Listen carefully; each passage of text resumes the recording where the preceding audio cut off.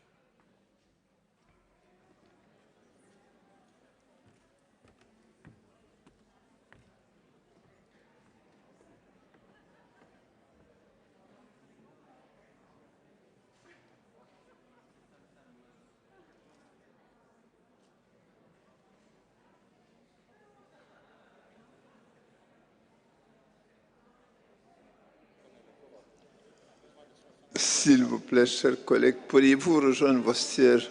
Nous cherchons à savoir si le quorum est atteint ou pas. Rejoignez vos sièges, s'il vous plaît.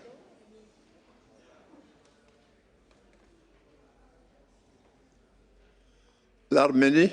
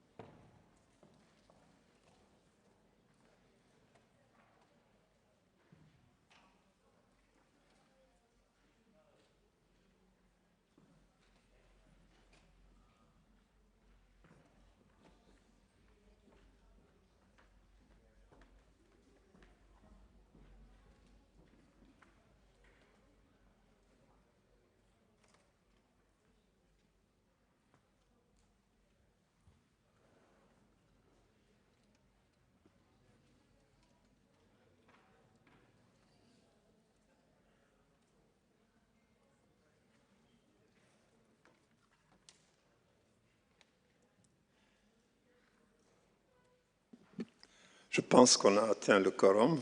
Nous allons pouvoir commencer nos travaux. Avant de commencer nos travaux, je voudrais donner la parole au secrétariat qui a quelques annonces à faire avant que nous revenions à notre projet de résolution. Monsieur Curtis, vous avez la parole. Merci, Monsieur le Président. I just wanted to bring a point that was raised and thank the delegate of Palestine who pointed out the discrepancies regarding nominations in the annex of the report of the committee, notably in paragraphs 7 and 26. So we've been able to confirm these and look at it over the lunch break, and I would like to confirm that the numbers contained are correct.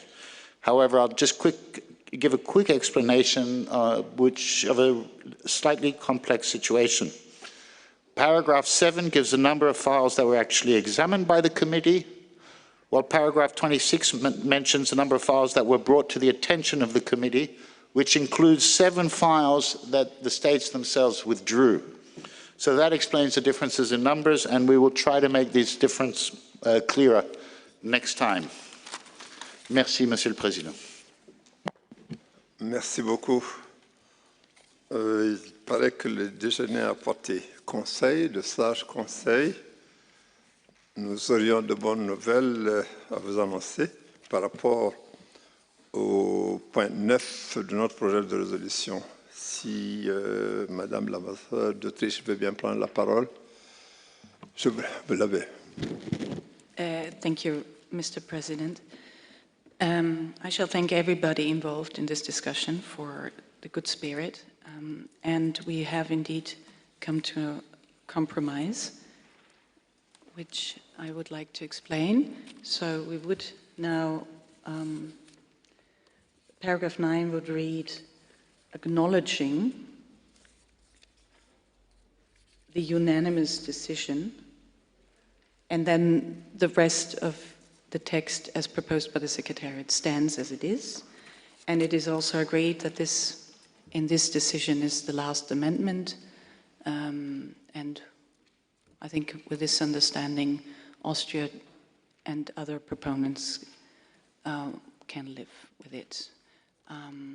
Grudgingly, I have to say, because as I explained, this was very much a matter not of formalities and procedural aspects and precedents, but of principle. But in the spirit of compromise, we could go along with this understanding. I thank you very much.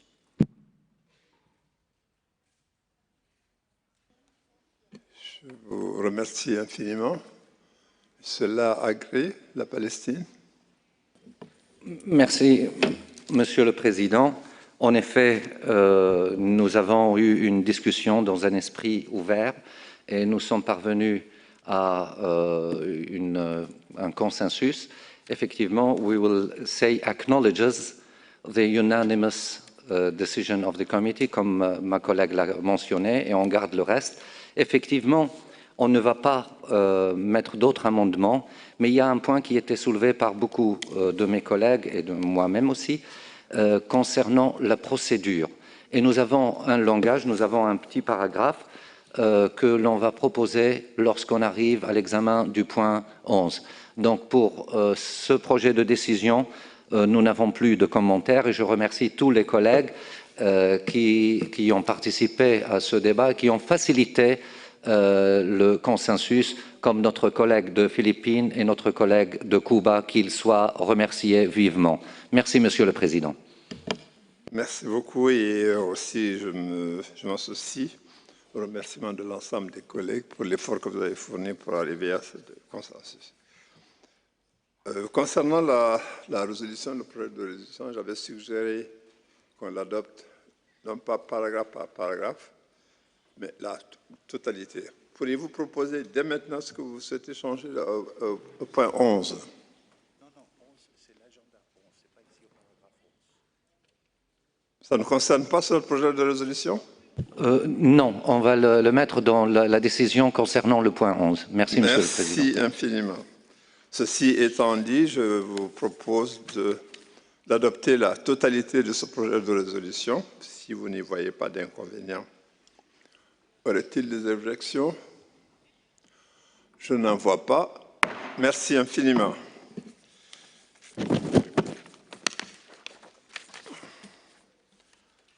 Nous allons donc passer au point 6 sur les activités. Et là,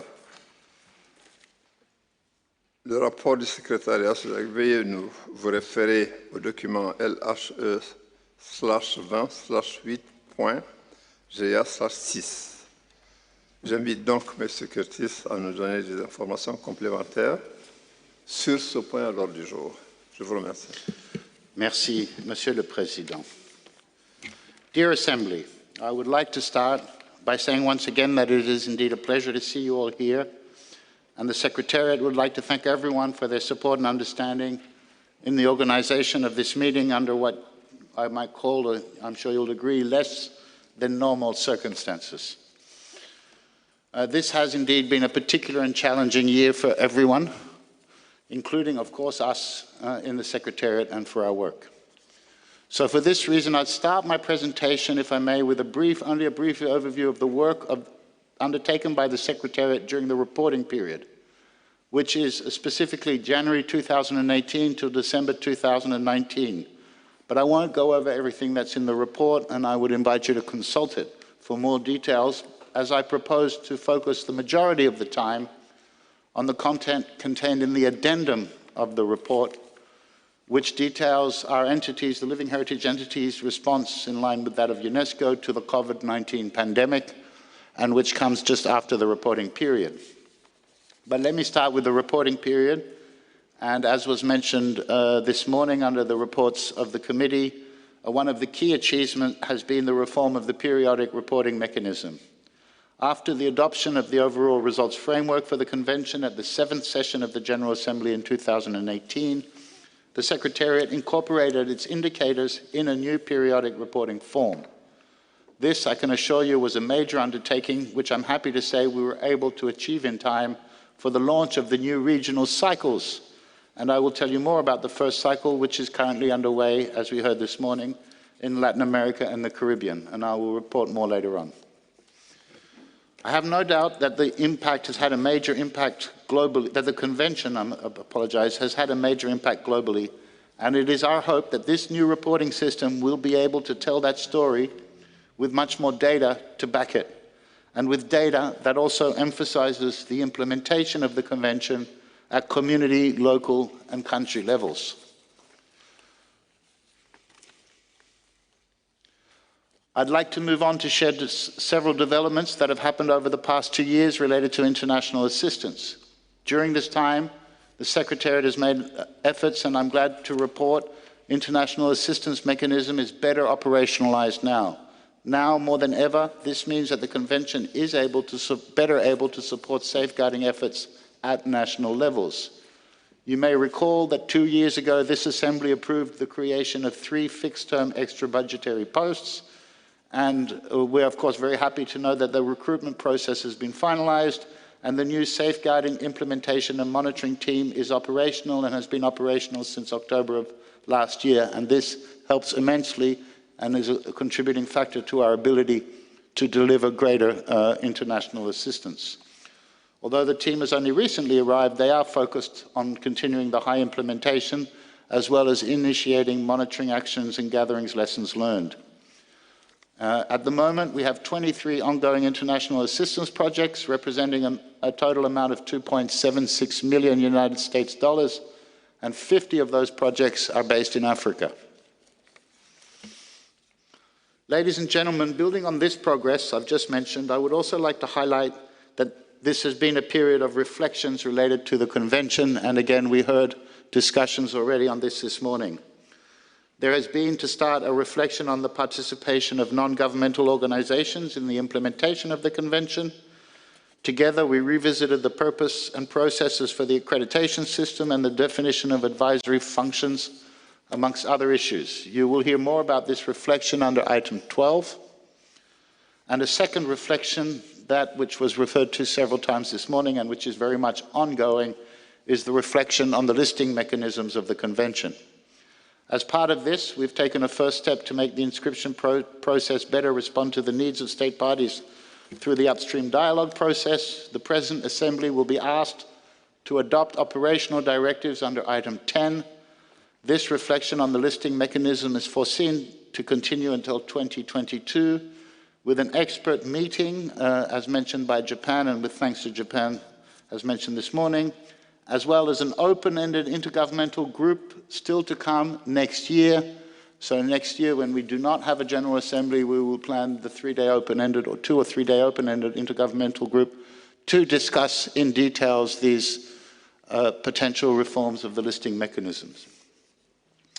It is also a great pleasure for me to inform you that our global capacity building program remains very active. At the start of the reporting period, 70 countries have benefited from the program. During the 2 years, the overall number of countries has now increased to 95 countries that have benefited from the capacity building program. There's been a continued expansion of the facilitators network through 7 training of trainings workshops, and I'm also very happy to say that we've had good collaboration and cooperation with many of the Category 2 centers to roll out this program. Nearly a decade since it first started, we have now begun to reflecting on how to sustainably continue the program in a way that it may continue to grow and meet demand. For this purpose, we commissioned a feasibility study that outlined possibilities for potential future partnerships to assist the Secretariat in the expansion of the program. And moreover, recent experiences, which I will mention shortly, have shown how the need to shift to an online modality has provided, in fact, valuable insights and lessons for future opportunities related to capacity building. As you may also recall, a second priority on safeguarding intangible cultural heritage in formal and non-formal education was endorsed by the committee in 2017. We were encouraged by, and indeed we were encouraged by the immediate enthusiasm with 15 field officers across all regions undertaking related activities under the regular program this biennium. Together with the education sector, we have been able to find concrete areas where our work naturally converges, such as global citizenship education and education for sustainable development. I am pleased to tell you that it is truly a joint initiative that provides a clear contribution to the Sustainable Development Goals, and notably through SDG 4. We are also starting to see good results from our work on communication and outreach. We developed key messages and targeted new audiences, such as in particular, or such as youth and Indigenous people in the last year. And finally, I hope you've all seen the online tool developed during the reporting period, Dive into Intangible Cultural Heritage. And if not, I would invite you to take a look at it on the Convention's webpage. It provides a new way of visualizing the multifaceted and holistic nature of living heritage. And we have plans to go further by using the tool to show and explore the many contributions that safeguarding elements on the Convention lists can make to achieving the Sustainable Development Goals. Ladies and gentlemen, that is a brief overview, and there is more detail in the report of what we have done during the reporting period. But now I'd like to turn what is very much at the forefront of all of our thoughts and our attentions. As we all know, since early 2020, the world has been facing a global public health crisis, the COVID-19 pandemic. And as I speak these words, people around the globe are still suffering from its impact. At Unesco, as elsewhere, it has meant some important changes to the way we work and the way we interact with one another, including, as you can see, at our meeting today. I'd just like to take a brief moment to update you on the changes we've had to make this year and what it might mean for our work going forward. As you are aware, a major change was at the present meeting, first of all, had to be rescheduled twice. And as a result, the budget for the first semester obviously had to be reprogrammed. We also decided this year to exercise leniency for submissions from states, both for the nominations under the 2021 cycle, as well for the periodic reports from Latin America and the Caribbean. In both cases, states are still asked to submit by the deadline, but at least to send the intention to submit so that we meet the statutory obligations, even if they wish to complete their submissions at a later stage. However, perhaps one of the biggest changes, in my opinion, or at least the one that brought the most innovation to our work, was shifting some of our activities online, which was new to us. And this started in particular with a capacity building approach for the periodic reporting in Latin America and the Caribbean. The training was completely adapted to a 6-week online course that included weekly webinars, videos, reading materials, online forum sessions. This was instead of a 3-day intensive workshop as originally planned. Despite the short time frame in which to bring the course online, the training proved to be in fact quite successful, and we had good feedback from participants. 32 states, parties, and senior facilitators from the region were able to attend this online meeting. We also had to adapt and do a very different type of meeting for the second meeting of the evaluation body online. This was quite tricky and it came with its own set of challenges, but once again, the body was able to successfully complete all of its work during the meeting. And this time, thanks also to the assistance from a new online interface that facilitated consultations amongst the members. By using this technology, evaluation body members were able to share their opinions online before and even during the meeting in the work to achieve consensus on the evaluation of the individual criteria of each file. The third meeting, which will happen in 2 weeks, will also be online. From these online meeting experiences, we've learned quite a few lessons. While it is indeed possible for us to conduct meetings and trainings online, it is important to put careful consideration into the appropriate modalities, the formats, the lengths, the methods of communications, the online support teams, and other things that are needed to accompany the meetings. Designing and conducting effective and efficient meetings online has been a serious challenge.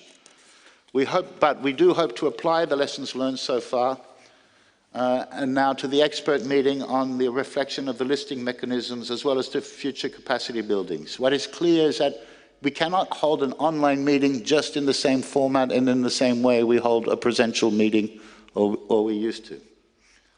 Another thing I'd like to mention quickly related to the changes to our work is concerning international assistance. Responding to requests from states, 6 projects had to be extended since the start of the pandemic.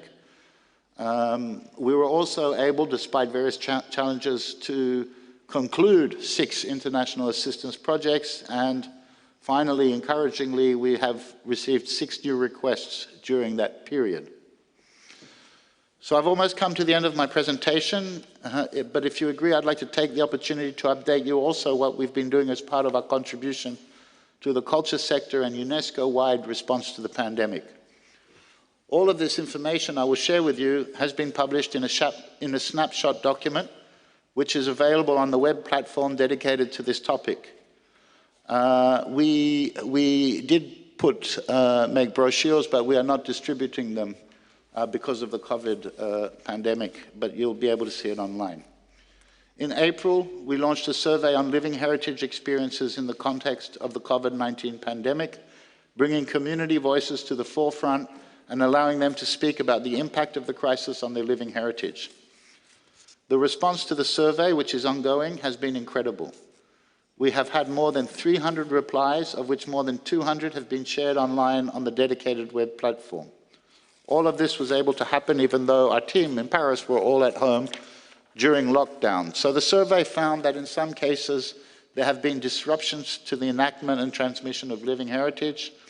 Events have been cancelled, access to necessary spaces, places, and objects have sometimes been restricted, and of course there has been an important loss of income and livelihoods for many.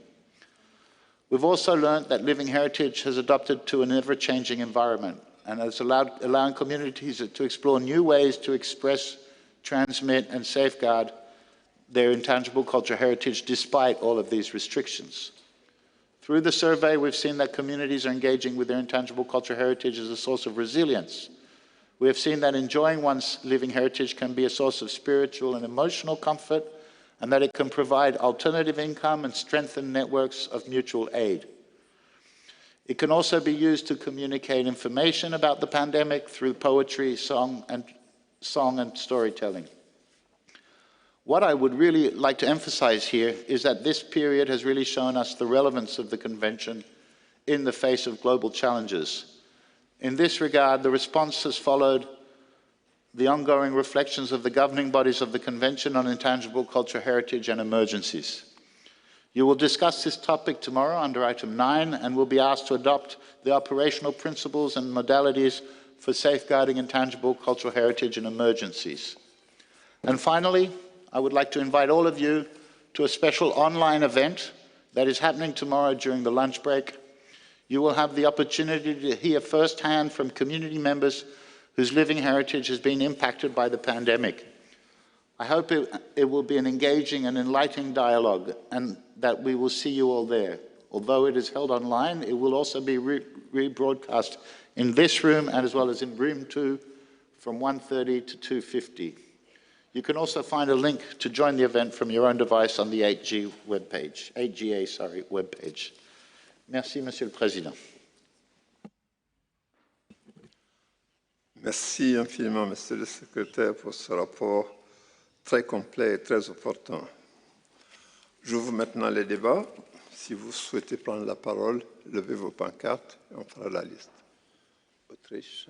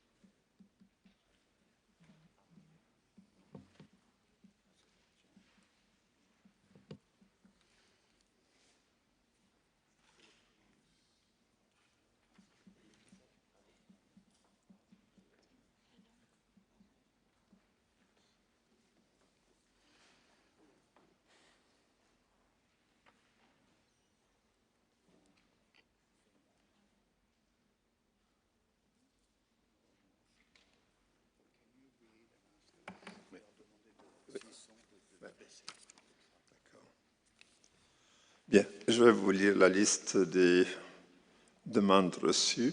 Au fur et à mesure que je vous citerai, baissez vos pancartes, s'il vous plaît. Autriche, Colombie, Jamaïque, Italie, Palestine, Brésil, Suisse, Suède, République tchèque, République de Corée, Allemagne, Chine, Arménie, Azerbaïdjan, Philippines, Lituanie, Panama et Finlande. Ouzbékistan? Okay.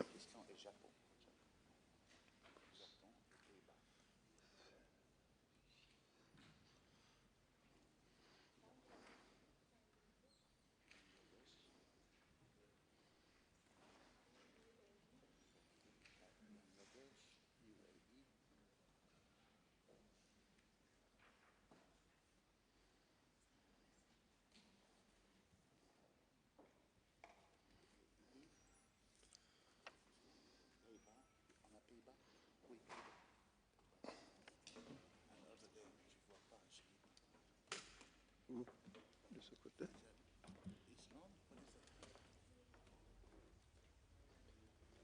On ne voit pas bien d'ici. Norway. Okay.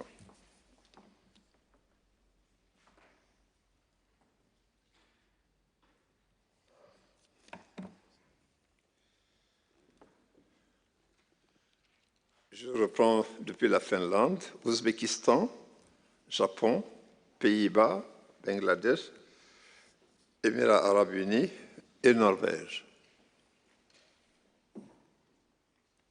Si c'est complet, je donne la parole à l'Autriche.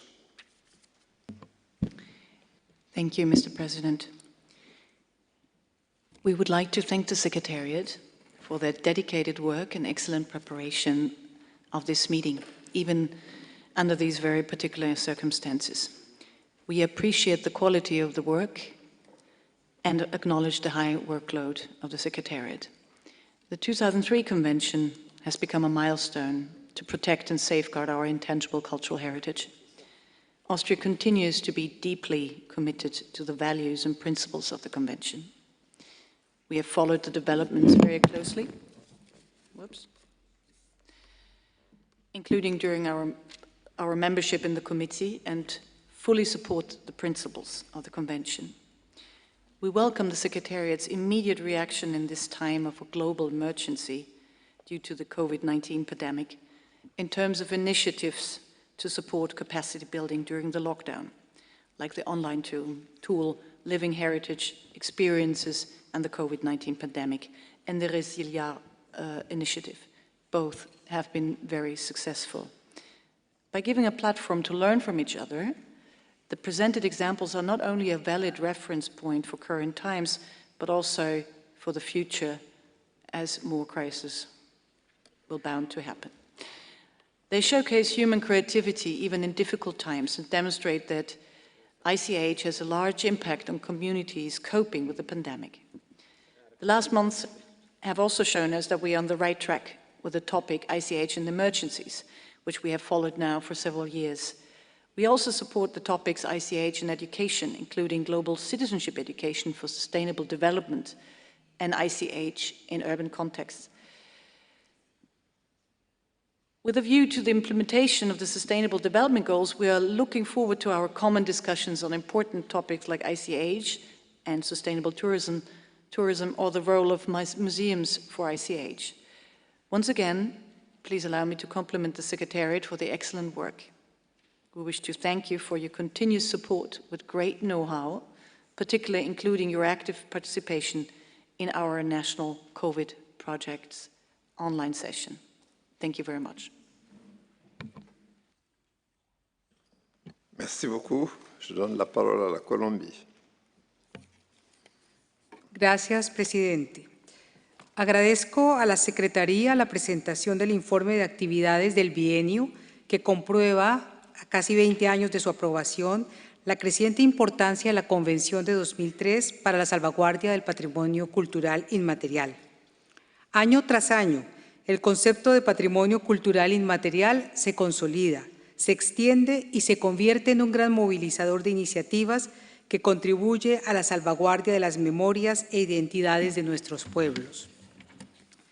Colombia aplaude los avances que ha hecho la Secretaría por consolidar, con el concurso del Buró del Comité, la asistencia técnica internacional mediante proyectos emblemáticos, innovadores, participativos, concretos y en terreno, por propiciar la reflexión sobre el lugar que ocupa el patrimonio inmaterial en la educación formal y no formal y en la educación técnica y vocacional, por fomentar y divulgar la investigación especializada, por generar nuevas reflexiones sobre la relación del patrimonio inmaterial en contextos urbanos o sobre asuntos tan críticos como la pandemia que hoy sacude nuestras vidas y nuestras instituciones, y sobre otros fenómenos como los desastres naturales y ambientales o la discriminación, la xenofobia y el discurso del odio que lleva a la estigmatización y la exclusión de la diferencia y pone en juego la sostenibilidad de conocimientos ancestrales e irreemplazables.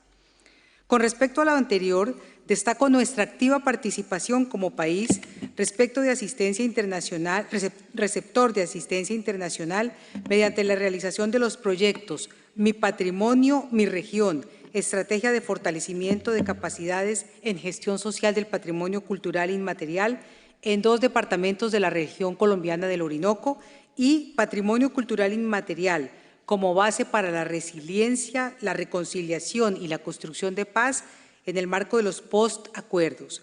Este último en el marco del proceso de estabilización y consolidación del Acuerdo de Paz en Colombia. Gracias a la Secretaría por su respaldo y acompañamiento en la puesta en marcha de estas 2 iniciativas que han servido para generar metodologías susceptibles de ser replicadas. Subrayo igualmente en el terreno de la educación y más específicamente de la formación técnica y profesional, la incorporación al registro de buenas prácticas de la estrategia de salvaguardia de oficios tradicionales que hoy se resume en una vigorosa red de escuelas taller y de talleres escuela de oficios tradicionales con el reconocimiento de nuestro Instituto de Formación para el Empleo. Subrayo también la especial contribución del Ministerio de Cultura de Colombia a la reflexión sobre el patrimonio cultural inmaterial en contextos urbanos, reflexión que promovimos en Mauricio con un side event convocado por nuestra delegación y que contó con la presencia del subdirector general de Cultura, Ernesto Otón, y con casi 100 participantes en el memorable comité de Port Louis. En relación a lo informado por la Secretaría sobre los centros de categoría 2, como representante de un país de América Latina y del Caribe, me siento obligada a reconocer muy especialmente la contribución en este bienio del Centro Regional de Salvaguardia del Patrimonio Cultural Inmaterial, CRESPIAL, con sede en Cusco, que se ha convertido en un verdadero think tank sobre la Convención y en un gran activador de procesos de fortalecimiento de capacidades en los países que lo integramos, lo que se demuestra actualmente con la capacitación ofrecida a nuestros países en relación con las nuevas metodologías y los nuevos ciclos de los informes periódicos. Esta convención, si la implementamos adecuada y participativamente, contribuirá a proteger grandes reservas de diversidad que hoy se encuentran amenazadas y a mantener vivas grandes fuentes de sabiduría que han llegado hasta nuestros tiempos gracias a miles de personas, comunidades, pueblos que se esforzaron por transmitir de generación en generación valores, saberes y manifestaciones que engrandecen a la humanidad. Muchas gracias. Merci beaucoup. La Jamaïque.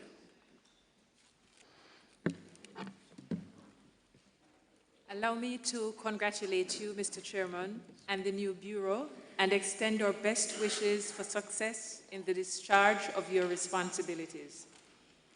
I would like to commend the Secretariat for the steadfastness and impact of its work undertaken in fulfillment of its mandate, and for the comprehensive written and oral report on its activities. Permit me to make a few comments on aspects of the report.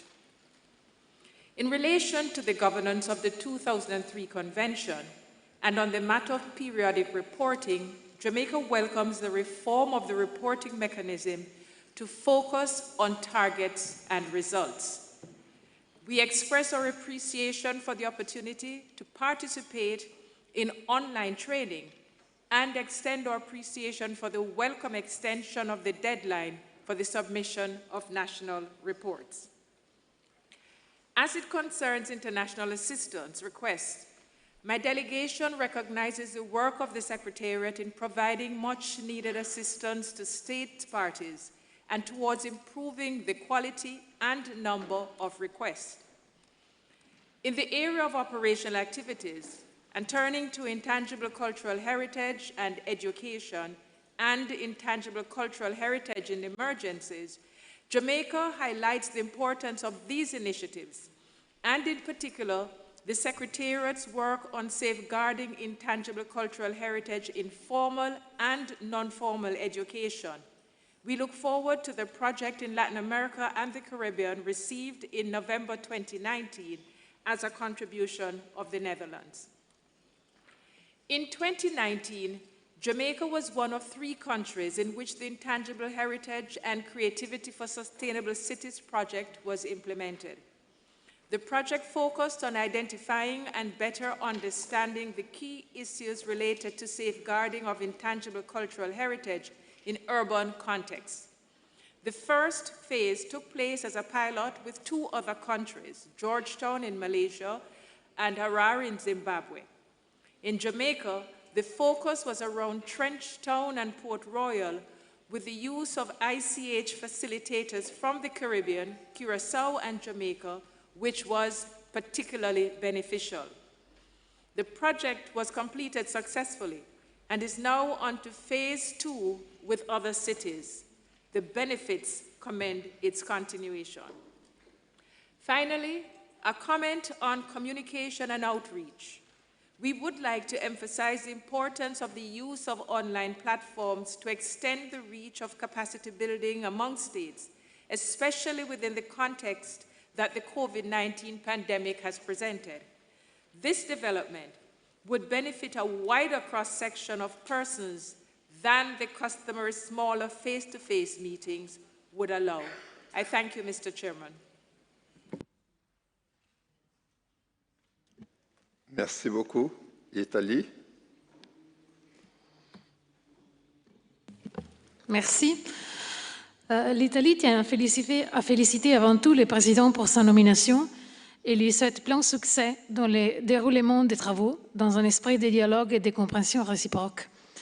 La période que nous venons de traverser et qui n'est pas encore stabilisée est unique et extraordinaire. Comme il a été dit à plusieurs reprises déjà, l'Unesco a fait des immenses efforts pour répondre vite et de manière efficace à cette situation dans tous les domaines de sa compétence. Dans le contexte de la crise sanitaire avec laquelle nous sommes confrontés, la Convention de 2003 pour la sauvegarde du patrimoine culturel immatériel a confirmé toute sa valeur et toute son actualité. Nous voudrions remercier le Secretariat pour ses rapports qui identifient nombreux points que nous considérons très importants pour la future mise en œuvre de la Convention 2003. Des prochaines demandes d'assistance internationale que nous devrons examiner aux travaux des organes et des évaluations d'ici à la fin de cette année, du processus de candidature 2021 à l'approche des renforcements des capacités. Pendant les prochains jours, on aura le temps de parler de tous ces points. Parmi eux, nous voudrions souligner en particulier l'importance de la réflexion qui devra être menée sur les mécanismes d'inscription, qui est finalisé à identifier des règles claires, partagées par tous et cohérentes avec la Convention et avec les décisions jusqu'ici adoptées par les comités. Si la pandémie du Covid-19 ou plus récemment les explosions au Liban du mois d'août ont souligné la fragilité du patrimoine vivant dans les situations d'urgence, ce même patrimoine dynamique par nature a montré et continue à montrer sa capacité de s'adapter et d'évoluer. Resiliart, la plateforme créée par l'Unesco afin de partager et d'échanger des expériences sur les patrimoines vivants dans le contexte de la pandémie, est un exemple à suivre à cet égard. Elle a permis aux communautés de mesurer l'impact de la pandémie, mais aussi de montrer les diverses façons dont le patrimoine vivant peut être perçu comme source de résilience et de rétablissement. Dans ces contextes, comme déjà mentionné par le Secrétariat, demain aura lieu un side event virtuel illustrant, parmi d'autres expériences du monde entier, l'activité de la communauté de Cremona, détentrice de l'élément le savoir-faire traditionnel du violon, inscrit dans la liste représentative du patrimoine immatériel. La mairie de la ville et la directrice du musée du violon nous feront partager les expériences et les activités de renforcement des capacités réalisées en collaboration avec l'Unesco et le ministère italien de la Culture, même pendant la période aiguë de la crise sanitaire. Il s'agit d'une bonne pratique en réponse aux situations d'urgence qui risquent d'affecter les patrimoines intangibles. Merci. Merci beaucoup. La Palestine. شكرا سيد الرئيس. وكما وعدتكم سأكون مقتضبا فإن هناك العديد من الزملاء الذين يودون التحدث وأنا أعلم أن أهم ما سيجيء في كل كلامنا هو تثمين والشكر جهود السكرتاريا لهذا التقرير، ليس فقط للتقرير لكن لنشاطاتهم وجهودهم. وقبل أن أختم أود أن أثمن بشكل خاص الاستجابة السريعة لهذه الجائحة التي قامت بها السكرتاريا ومواصلتها لنشاطاتها ومنها بناء القدرات وغيرها، وسنتحدث عن بناء القدرات لاحقا. وأنا أعتبر أن ما نمر به حاليا هو جزء من حالات الطوارئ. هذه الجائحة هي جزء من حالات الطوارئ مثل حالات النزاع المسلحة أو الاحتلال العسكري أو غير ذلك من الأزمات. فبالتالي نحن نثمن ذلك ونتمنى على السكرتاريا مواصلة جهودها. وأخيرا أود أن أذكر أن جميع الدول الأعضاء قد أرسلت رسالات تضامن للأشقاء في لبنان لما تعرضوا له من انفجار رهيب. وبالتالي أنا هنا أود أن أثني وأعيد التذكير بأننا كلنا متضامنون مع لبنان، وأن ننادي على الدول المقتدرة والداعمون بأن يدعموا المشاريع في مجال حماية التراث غير المادي في لبنان وغيرها من الدول المتضررة بكل تأكيد. شكرا سيد الرئيس. شكرا. البرازيل.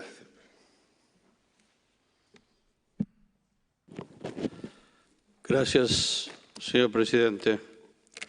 En primer lugar, quisiera felicitarlo por su elección y en particular por la forma conciliatoria y fluida con la cual usted está conduciendo esta reunión. Extiendo mis felicitaciones a los miembros del Buró, también electos hoy. Quisiera agradecer en particular al Secretariado por el excelente trabajo hecho en este periodo. Y agradezco también al señor Tim Curtis por la presentación del informe sobre las actividades de la Unesco que nos ha hecho en este momento. Señor presidente, nos alegra ver desde la perspectiva de los 17 años de vida de esta convención el gran progreso logrado en el ámbito de la protección y protección del patrimonio cultural y material. Felicitamos a la Unesco por las medidas tomadas para enfrentar la pandemia del COVID-19. Sabemos todos el duro golpe que representó y sigue representando para nuestros países y en especial para el sector cultural la actual crisis sanitaria y sus devastadores efectos en la vida de los artistas, artesanos y agentes culturales en el mundo entero. Sin embargo, en muchos países, uno de los elementos más marcados de la resiliencia fue precisamente la cultura inmaterial, con museos, bibliotecas, teatros y sitios históricos cerrados. El patrimonio inmaterial ha buscado su camino a las redes sociales y en los eventos virtuales, difundiendo la música, la danza y la conciencia de nuestras tradiciones, estimulando la creatividad de todos los jóvenes. Dejo aquí nuestro agradecimiento a Colombia y Mauricio por el relato sobre las reuniones del comité que se dieron con capacidad y entusiasmo. Señor presidente, Brasil tiene un firme compromiso con esta convención desde su fase de negociación. El patrimonio inmaterial es tema clave para nosotros. Este año, el programa de salvaguardia del patrimonio inmaterial de Brasil cumple 20 años. Antes de terminar, quisiera dar la bienvenida a los países que acaban de ratificar la Convención y saludar el proceso de revisión de los reportes periódicos cuya primera fase tendrá lugar en América Latina. Consideramos de gran importancia el trabajo hecho por todos los actores de la Convención en el último ciclo. Saludamos el progreso logrado y en términos de reflexión y manifestamos nuestra disposición en trabajar para seguir perfeccionando los mecanismos de gobernanza y de inscripción en las listas de la Convención. Muchas gracias. Merci beaucoup. La Suisse. Ayant la parole, nous aimerions bien en profiter tout d'abord pour vous féliciter, Monsieur le Président, ainsi que tous les membres du Bureau pour votre et leur élection. Monsieur le Président, la Suisse tient à remercier le Secrétariat pour son travail de grande qualité, assuré aussi sans faille pendant ces circonstances difficiles. Nous souhaitons relever quelques aspects du rapport et formuler des questions. Premièrement, le lancement de la réforme des rapports périodiques avec la mise en place d'un nouveau modèle est une étape importante. Sa traduction pratique en un formulaire en ligne et en notes d'orientation constitue des outils importants pour les États parties. Comme les États du groupe 3 sont les premiers à préparer leur rapport sous ce nouveau format, est-ce que le Secrétariat compte mener une évaluation et proposer d'éventuelles adaptations en perspective des futurs rapports? Deuxièmement, la réflexion globale sur la nature et les objectifs des mécanismes d'inscription sur les listes constitue un défi majeur. Le suivi de cette réflexion va représenter un investissement important. La Suisse partage l'avis du Secrétariat sur le fait qu'il est essentiel que les réformes du processus reconnaissent et prennent en considération les intentions de sauvegarde des États et des communautés soumissionnaires. Est-ce que cette prise en considération pourrait être assurée par le processus défini ou des consultations complémentaires pourraient-ils s'avérer nécessaires? Troisièmement, le travail thématique d'envergure réalisé sur l'enjeu du patrimoine culturel immatériel en situation d'urgence a permis l'établissement de principes et modalités sur lesquels nous reviendrons au point 9. La trajectoire du traitement de cette thématique par le Secrétariat, qui va désormais évoluer vers des activités opérationnelles, peut représenter un modèle pour développer d'autres initiatives thématiques. Quelles leçons le secrétariat peut-il tirer de ce processus et comment le traitement de nouvelles thématiques peut-il être entrepris? Finalement, et en anticipant le point suivant de l'ordre du jour, la Suisse reconnaît la nécessité de moyens financiers supplémentaires pour renforcer durablement les ressources humaines du secrétariat. Je vous remercie de votre attention. Merci beaucoup. La Suède. Thank you, Mr. Chairperson, and congratulations on your election. Sweden would like to thank the Secretariat for this report that shows progress of work in many important areas. We also recognize the efforts to develop new thematic areas and to reflect on the mechanisms and role of NGOs within the Convention. We especially appreciate the activities that have been carried out to inform about and increase the participation of Indigenous people in the context of intangible cultural heritage. And we are looking forward to seeing this develop even further. To this, Sweden would like to add the important role of all minority groups in the work within this convention. It is necessary to develop our methods, enabling minorities and Indigenous people to be more included in the work with the convention, and this is a responsibility for all of us. The activities of the Secretariat are steps in the right direction, strengthening the diversity of intangible cultural heritage. Sweden also appreciates the Secretariat's work with technological innovations such as online tools, web platforms, and visualizations of intangible cultural heritage, reaching new and more diverse groups all over the world. In light of both Agenda 2030 and the current corona pandemic, we want to underline the importance of finding new ways to arrange international meetings online and reducing travel and physical meetings. Finally, Sweden recognizes that the Secretariat has been able to deliver results despite limited human resources. However, the report clearly shows that the capacity of the Secretariat is indeed limited, and that it remains a challenge to implement all tasks and expectations by state parties. We would therefore encourage other state parties who have the possibility to also support the Secretariat in the implementation of the Convention through extra budgetary funding. Thank you. Merci beaucoup. La République tchèque.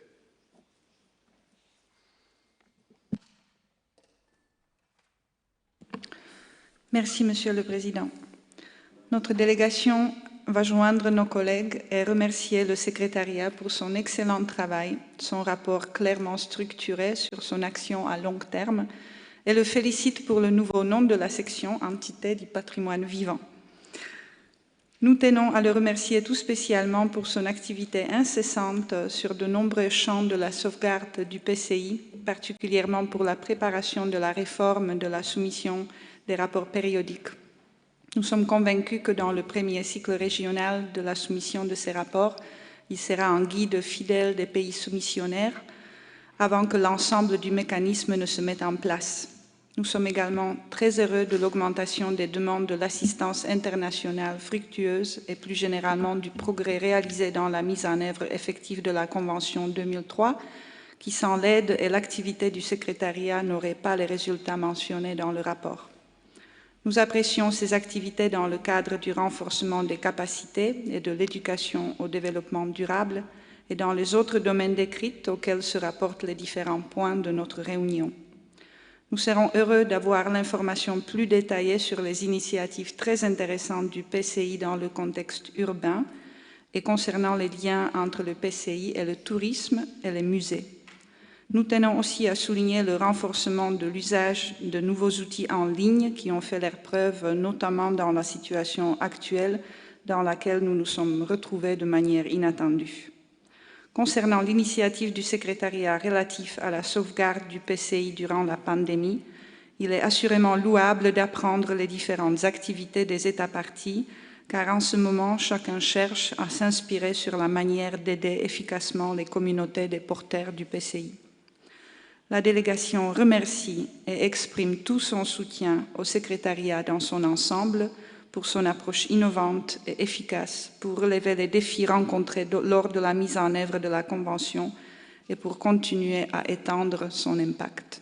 Merci, Monsieur le Président. Merci infiniment. La Corée.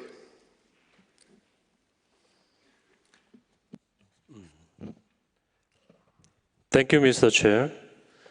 First, I would like to extend my sincere congratulations to you on your election as the chairperson. I am confident that your able leadership will surely guide this General Assembly towards a successful deliberation. The Republic of Korea is grateful for the various administrative and practical support of the Secretariat for the smooth implementation of the Convention for the past 2 years. We would like to reiterate our gratitude for the support of the Secretariat during the process of the joint inscription of traditional Korean wrestling, that is Shirum, on the representative list at the 13th session of the committee. We also thank the members of the committee for its decision on this joint nomination, which has demonstrated to the world the peace-building power of cultural heritage and UNESCO's unique mandate, constructing defense of the peace. We welcome the reforms adopted over the past years for the more effective implementation of the Convention.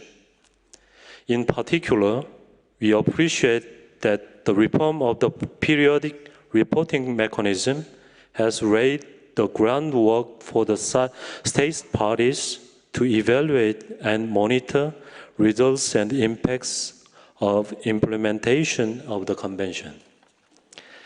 The Republic of Korea, as a financial supporter of the reform, looks forward to the first report of this year from the Latin America and the Caribbean region, and is interested in seeing further progresses as the current system will improve with inputs and reactions from the states.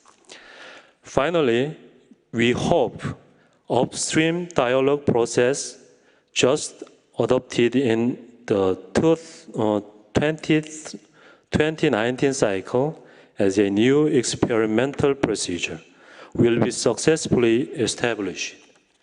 We expect that this new procedure will serve to increasing efficiency of the work of the Intergovernmental Committee and enhancing transparency and reliability of the evaluation process. Thank you, Chair. Merci beaucoup. L'Allemagne qui sera suivie par la Chine.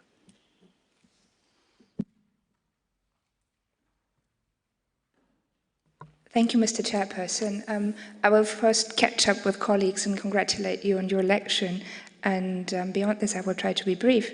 As most of our points and questions have already been covered by colleagues, notably from Austria, Switzerland, Italy, Sweden, and numerous others. I would start by thanking the Secretariat for what we felt was an excellent and extremely comprehensive report, but also to thank for the extremely high-quality work that lies behind this report. My colleague in capitals have read this report very thoroughly, and so we have two very specific questions, which is to what extent the respect for animal ethics and also issues related to urban spaces have played a role in the Secretariat's work with regard to intangible culture. Thank you.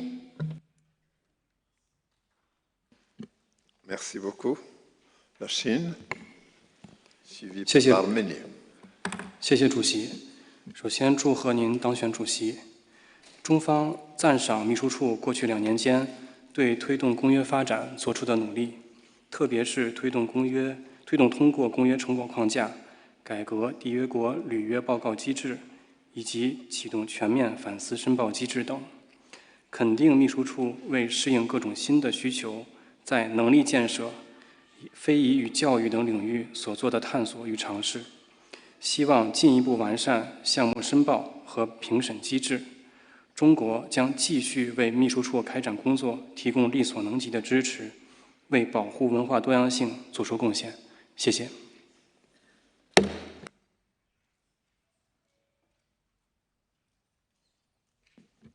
Merci beaucoup. L'Arménie sera suivie par l'Azerbaïdjan. Merci, Monsieur le Président. M'exprimant pour la première fois devant cette Assemblée, permettez-moi de vous féliciter chaleureusement pour votre élection à la présidence de cette Assemblée et de vous souhaiter plein succès dans votre mission. J'adresse également une pensée solidaire à nos frères du Liban suite à la terrible tragédie qui a marqué ce pays au mois d'août dernier.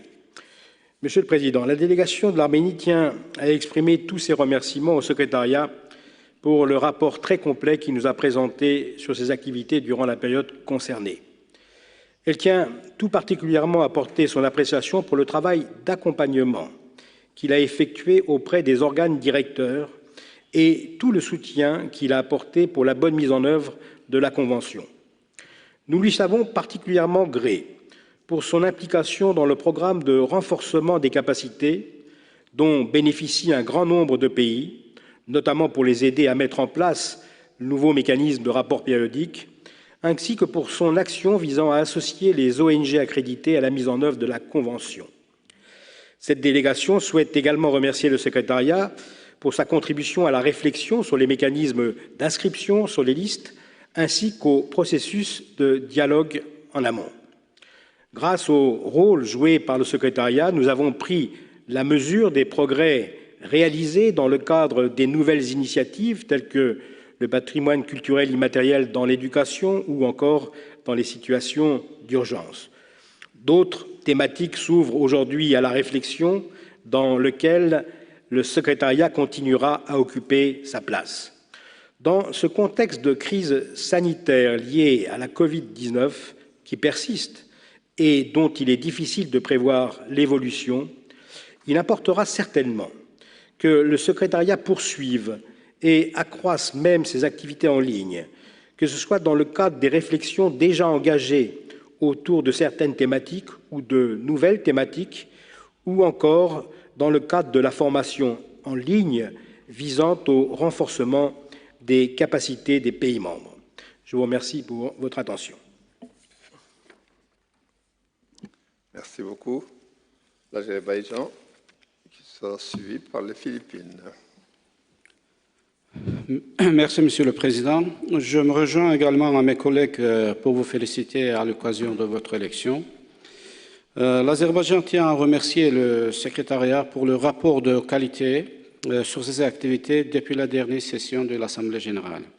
Notre délégation constate avec plaisir les résultats du travail du Secrétariat dans de nombreux domaines de son mandat, notamment le renforcement des capacités, l'octroi d'une assistance internationale et l'amélioration des dépenses du Fonds du patrimoine culturel immatériel, ainsi que les premières expériences pratiques du cycle de rapport périodique en Amérique latine et dans les Caraïbes, malgré les pandémies Covid-19. Notre délégation se félicite des progrès réalisés en ce qui concerne le travail intersectoriel, en particulier la mise en œuvre du programme sur le patrimoine culturel immatériel et l'éducation, et sera très intéressé de voir ce travail se poursuivre au cours de 2 prochaines années.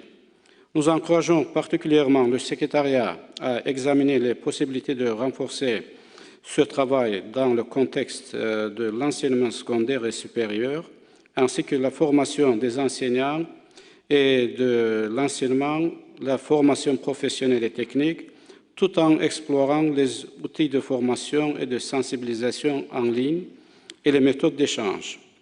Nous sommes convaincus que ce travail est également important du point de vue du maintien du bien-être social et économique des pays et des communautés qui sont maintenant si gravement touchés par la pandémie Covid-19. Enfin, nous félicitons également le Secrétariat pour ses actions dans le domaine du patrimoine immatériel et des situations d'urgence, sur lesquelles notre délégation s'exprimera plus en détail lors de l'examen du point consacré à ce sujet. Je vous remercie. Merci beaucoup. Je passe la parole à Lituanie, qui sera suivie par le Panama.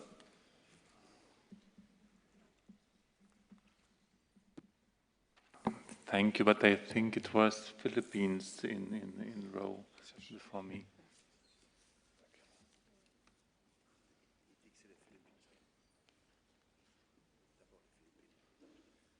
Les Philippines, oui. Thank you very much, Mr. Chairperson. Thank you to my distinguished colleague from Lithuania. Thank you. We wish to thank the Secretariat, particularly Mr. Curtis and Ms. Ohinata for this report and their good work. Building on the remarks of our ambassador during the last item, we would like to put forward a number of comments and questions based on the information provided in the report. First of all, regarding paragraph 11, we would like to inquire about the new partnerships with universities that's mentioned. Universities in many states parties may be interested to pursue cooperation on ICH. How many universities were selected? What were objectives of cooperation and partnerships, and the modalities for establishing them would be very useful for us to know. And besides integration into school curricula, are there dedicated university and graduate programs in Intangible Cultural Heritage? Secondly, in what other ways does the Secretariat intend to advance the topic of ICH in education? Delivery of online courses can reach a large number of participants, especially in view of current sanitary measures to combat the COVID-19 pandemic. Third, we note with appreciation the online platform established on sharing of experiences cited in paragraph 25. As the world moves hopefully into a recovery and post-pandemic phase, how can ICH be harnessed in a more effective and positive manner to help our societies manage the crisis? In conjunction with the work done on ICH and emergencies, it would be a very timely initiative in our delegation's view to promote these guidance tools for communities and states parties to find strength in ICH during these difficult times. Fourthly, our National Commission for Culture and the Arts is glad to be in discussions with the Unesco office in Jakarta on a pilot capacity building project on ICH and emergencies, focusing on natural disasters. And we are grateful for the extra budgetary funding provided by Switzerland on this important issue. Our last comments are addressed to the NGO Forum, whom we strongly support. In fact, our delegation was at the last session of the committee, the one that proposed that the report of the NGO Forum become a separate agenda item on the agenda of the committee. And we are glad that this proposal was adopted by the committee last year.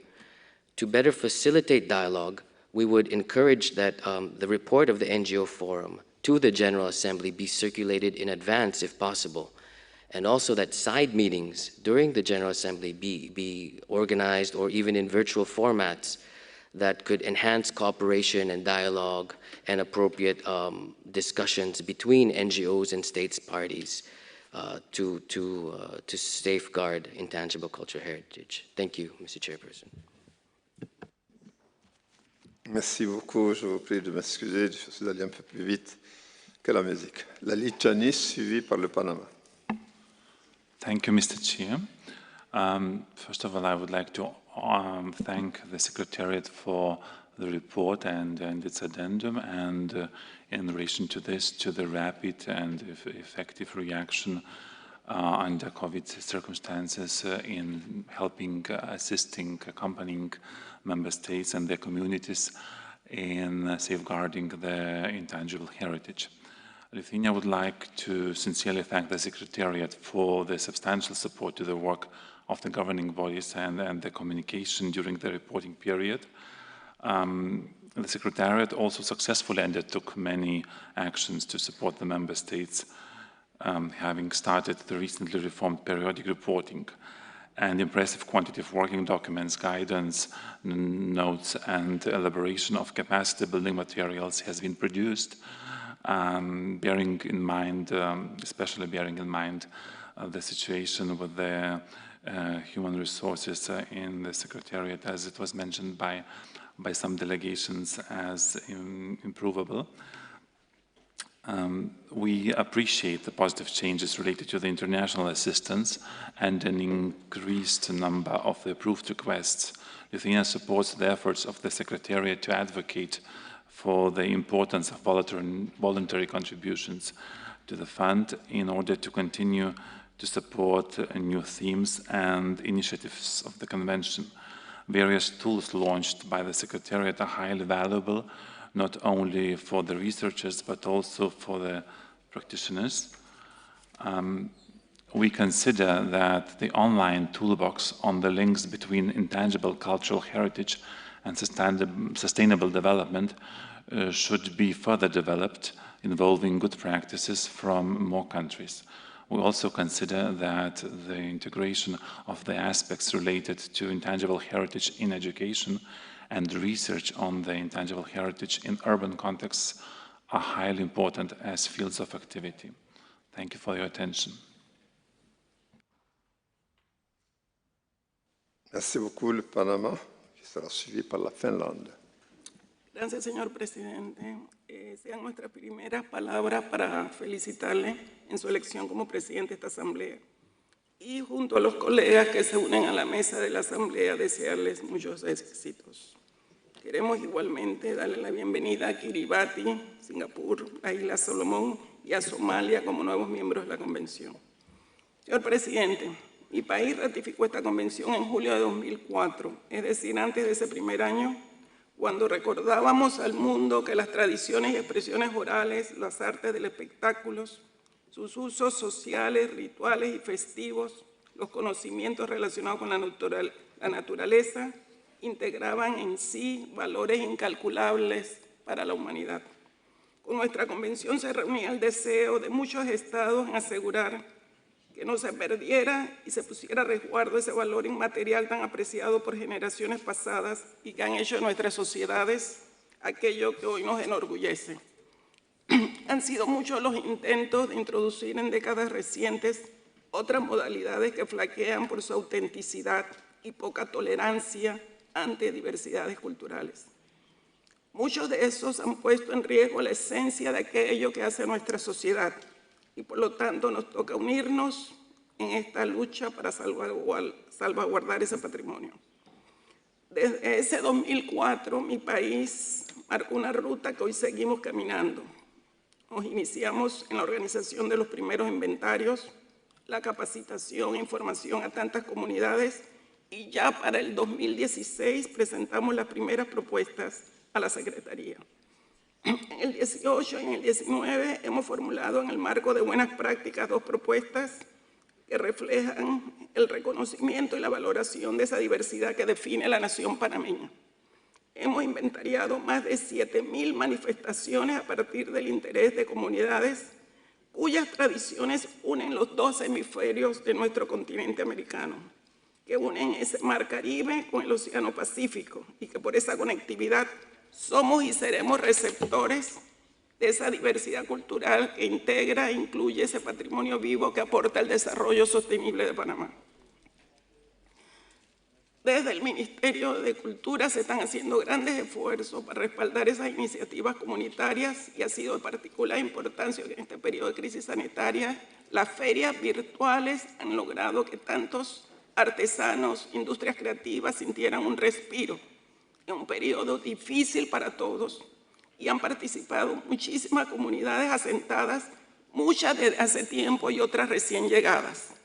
Se ha logrado que esos nuevos residentes que hacen de Panamá su lugar en el mundo se organicen y valoren aún más el aporte que hacen al patrimonio vivo en Panamá.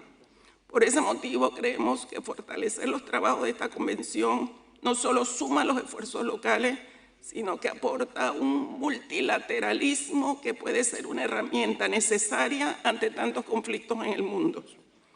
Creemos igualmente, señor presidente, que en este intercambio tan valioso que se genera a partir de experiencias en otros polos, se pueden hacer intercambios notables, como han sido hoy presentados en el informe de nuestro amigo Tim Curtis. Proyectos como aquellos que son los retos en el contexto urbano son de suma importancia para nuestra región y en especial en mi país. Queremos agradecerle a la Secretaría toda la colaboración que nos ha ofrecido en este periodo de pandemia. Queremos reiterar las felicitaciones ya expresadas sobre la buena organización de los trabajos que se han llevado a cabo vía videoconferencia para mantener actualizada al personal de nuestros países. Muchas gracias, señor presidente. Merci beaucoup. La Finlande qui sera suivie par l'Ouzbékistan. Thank you, Mr. Chair, and congratulations on your election. Finland would like to thank the Secretariat for the organization of this meeting in these exceptional circumstances. We also thank both the Secretariat and the committee for the good work they have done in the recent 2 years. We wish to highlight the important role the Secretariat plays in supporting the implementation of the Convention. Despite budgetary challenges, a number of activities has been undertaken to support state parties in capacity building in addition to the statutory work. We very much appreciate the work done in communication and outreach. For example, the website Dive into Intangible Cultural Heritage has widened perceptions of living heritage. The speedy process of gathering more than 200 examples of good practices in living heritage experiences and the COVID-19 pandemic all around the world has shown how crucial a role intangible cultural heritage plays for the communities. The past half a year has challenged us all in many ways, but it has also showed the potential of reaching out and interacting globally in a new efficient manner, including through webinars and online workshops. We hope the Secretariat would also look into these possibilities in their work and communication towards state parties. There is already now good experiences in online training in the new reporting model in the Latin America and Caribbean. Making capacity building, timely topics and processes under the Convention more accessible through online tools would greatly support the whole implementation of the Convention. This would build capacities in safeguarding, strengthen networks among member states and NGOs, and enhance multi-stakeholder participation. Thank you, Mr. Chair. Merci beaucoup. L'Ouzbékistan qui sera suivi par le Japon. Thank you, Mr. Chairman. First of all, I would like to congratulate you and the Bureau members with the election. I would like to extend my sincere appreciation for arranging this very important meeting despite this challenging time. We learned the report of the Secretariat to the General Assembly of the 2003 Convention on its activities, and I would like to commend the outstanding work by the Secretariat in order to promote intangible cultural heritage in all parts of the world. I should stress that Uzbekistan also benefited from these activities. Another unique element of Uzbek intangible cultural heritage, Khwarezm dance Lazgi, was inscribed into a representative list during the 14th session in Bogota last year. I would also like to acknowledge the big efforts taken by the Secretariat to help member states to mitigate the negative effects of the pandemic to the areas we're talking about. Indeed, as my colleagues mentioned earlier, the pandemic has become a very tough test to all spheres in human life, including every aspect of culture. In particular, it put institutions and people of intangible cultural heritage in a dire situation. In large part to international cooperation led by many countries and Unesco, culture sector did not fail. I express my special thanks to all partners in Unesco and member states who are involved in these noble activities. As we look into the future, in these challenging circumstances, I think the necessity for international support to intangible culture sector will significantly rise, demanding the extension of the reach of capacity building programs, safeguarding intangible cultural heritage in education, further developing innovative online tools, and others. Uzbekistan, as a candidate to the ICH committee in 2022 during the last years, has been making efforts to save and transfer rich intangible cultural heritage for future generations. Last year in Samarkand, together with UNESCO, we organized an international conference on intangible and tangible cultural heritage, which was attended by the Director General. We discussed the issues related to preservation of intangible cultural heritage in Central Asia and beyond. From this standpoint, we stand ready to further support the important steps in implementation of the 2003 Convention. Thank you, Mr. Chairman. Merci beaucoup. Le Japon qui sera suivi par les Pays-Bas.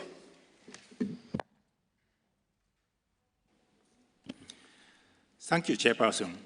Regarding intangible cultural heritage and education, we hope that close intersectoral cooperation with the education sector would go on.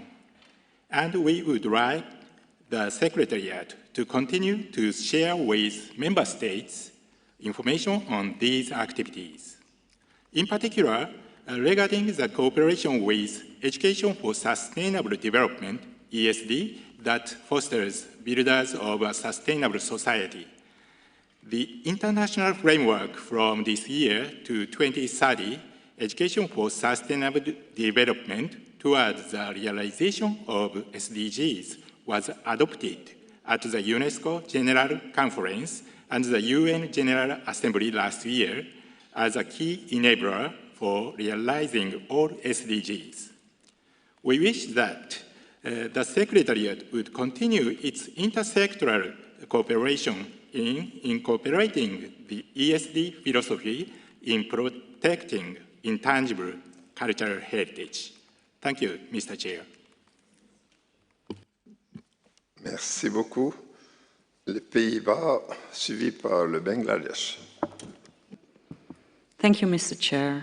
The Kingdom of the Netherlands would like to thank the Secretariat for the excellent report and the well-prepared documents.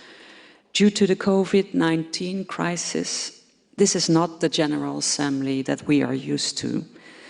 We miss the presence of many members of the UNESCO family of this convention, including the family of NGOs, which are so important for knowledge development and initiatives that focus on cooperation.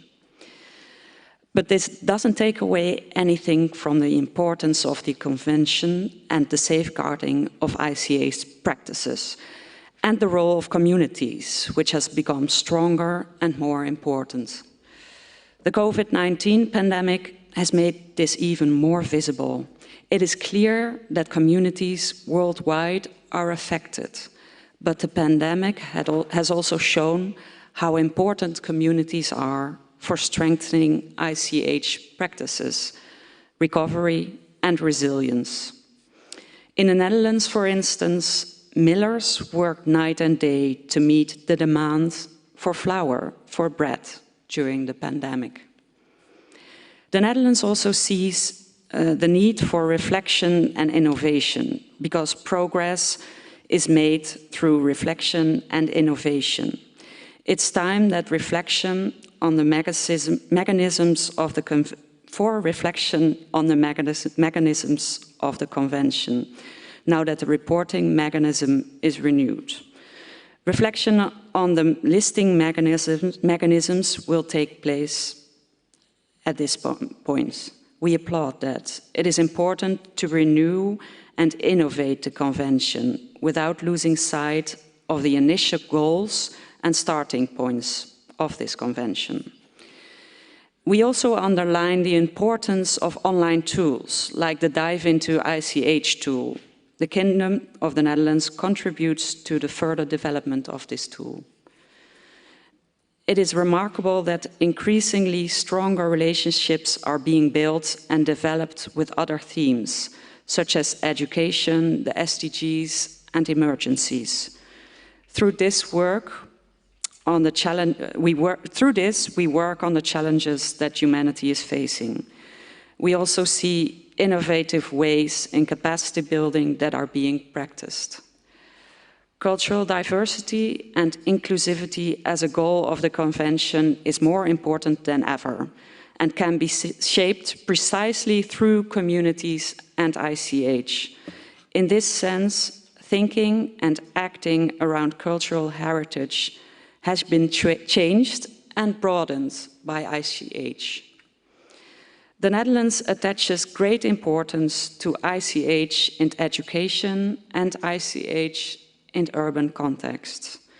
That is why we would like to ask the Secretariat to elaborate on how it will exchange the diverse experiences that have been gained in projects and surveys, and how these will be shared with educational institutions, UNESCO committees, and other relevant entities. Thank you, Mr. Chair. Merci beaucoup. Le Bangladesh, suivi par les Émirats arabes unis. Thank you, Mr. Chair. At first, I'd like to thank you, congratulate you on your election and the other Bureau members. Bangladesh delegation commends and thank the Secretariat for their excellent work and comprehensive written and oral report. We appreciate the work carried out during the 2018 and 19 period in different priority areas, in particular reformation of the periodic reporting mechanism, promoting objectives of the Convention, enhancing knowledge management services to improve the governance of the Convention, strengthening the capacity building program, and raising awareness of the importance of intangible cultural heritage. We appreciate the policy design support by UNESCO Dhaka office, particularly its digital campaign, Be Creative, which has connected the people with artists and cultural professionals digitally during the COVID-19. We have specific 2 or 3 queries to the Secretariat after learning about the report. We would deeply appreciate if the Secretariat inform us on the update of the global reflection on the listing mechanisms, which is supported by Japan. We understand that Secretariat is in the process of collecting data through a survey on experiencing of living heritage during the COVID-19 pandemic. How local communities, especially practitioners of living heritage and festival artists, such as cultural and religious people, are coping with the COVID-19 pandemic situation. I'd also like to share with you some ideas about Bangladesh on this issue. We have already in our country, we are directly supporting 9,600 artists and 9,600 artists and cultural professionals by providing them support during the COVID-19 pandemic for their practice, to carry on their practice. Thank you so much for your time. Merci beaucoup. Les Émirats arabes unis qui sont suivis par la Norvège.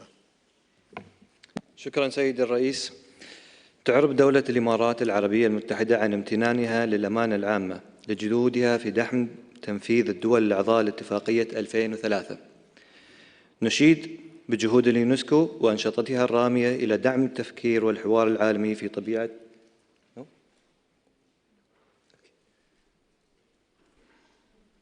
I think there is a problem with the translation. Nous n'avons pas d'interprétation, je ne sais pas si vous l'avez en salle.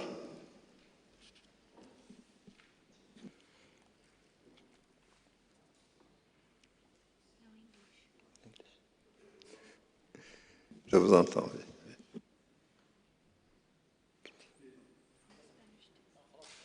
Okay. Yes. شكرا سيدي الرئيس. تعرب دولة الإمارات العربية المتحدة عن امتنانها للأمانة العامة لجهودها في دعم تنفيذ الدول الأعضاء لاتفاقية 2003. كما نشيد بجهود اليونسكو وأنشطتها الرامية إلى دعم التفكير والحوار العالمي في طبيعة وأهداف آليات لإدراجه في القائمة والتحسين على آلية إعداد التقارير الدورية. نأمل أن تراعي الأفكار والمناقشات المتعلقة بالمعايير والمؤسسات المطلوبة للحفاظ على التراث واقع مختلف الدول الأعضاء، حيث أن المجتمع الدولي متنوع ويجب أن تعكس المعايير ذلك. شكرا.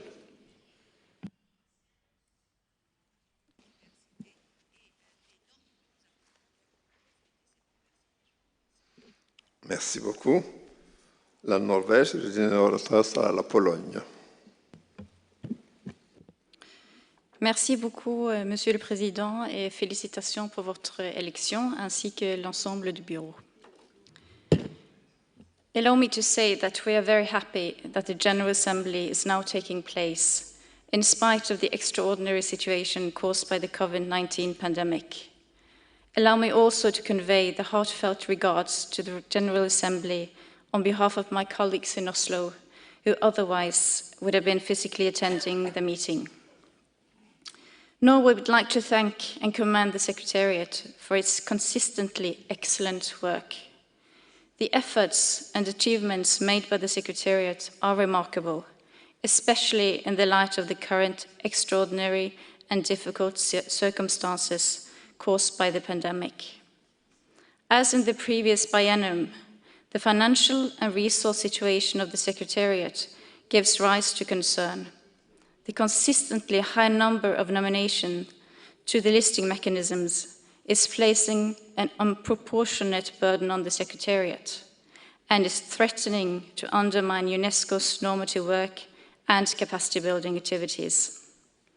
In light of this, we would like to express our strong support to the ongoing reflection on the listing mechanisms. We hope the reflection process will lead to new insights that will help us safeguard and ensure the sustainability and the legitimacy of not only the listing mechanisms, but also of the Convention itself. In the forthcoming years, we would like to see a stronger emphasis placed on the role of Indigenous peoples and communities in safeguarding intangible cultural heritage. Indigenous peoples and communities play an integral and significant role in such safeguarding. We would like to see a stronger recognition and acknowledgement of this, as well as a stronger degree of their involvement. This would be in the spirit of the Convention, as well as in fulfillment of the SDGs. We stress that the issue of Indigenous peoples and communities should be the subject of a consistent emphasis and go beyond mere outreach activities. This should be reflected in work and activity plans.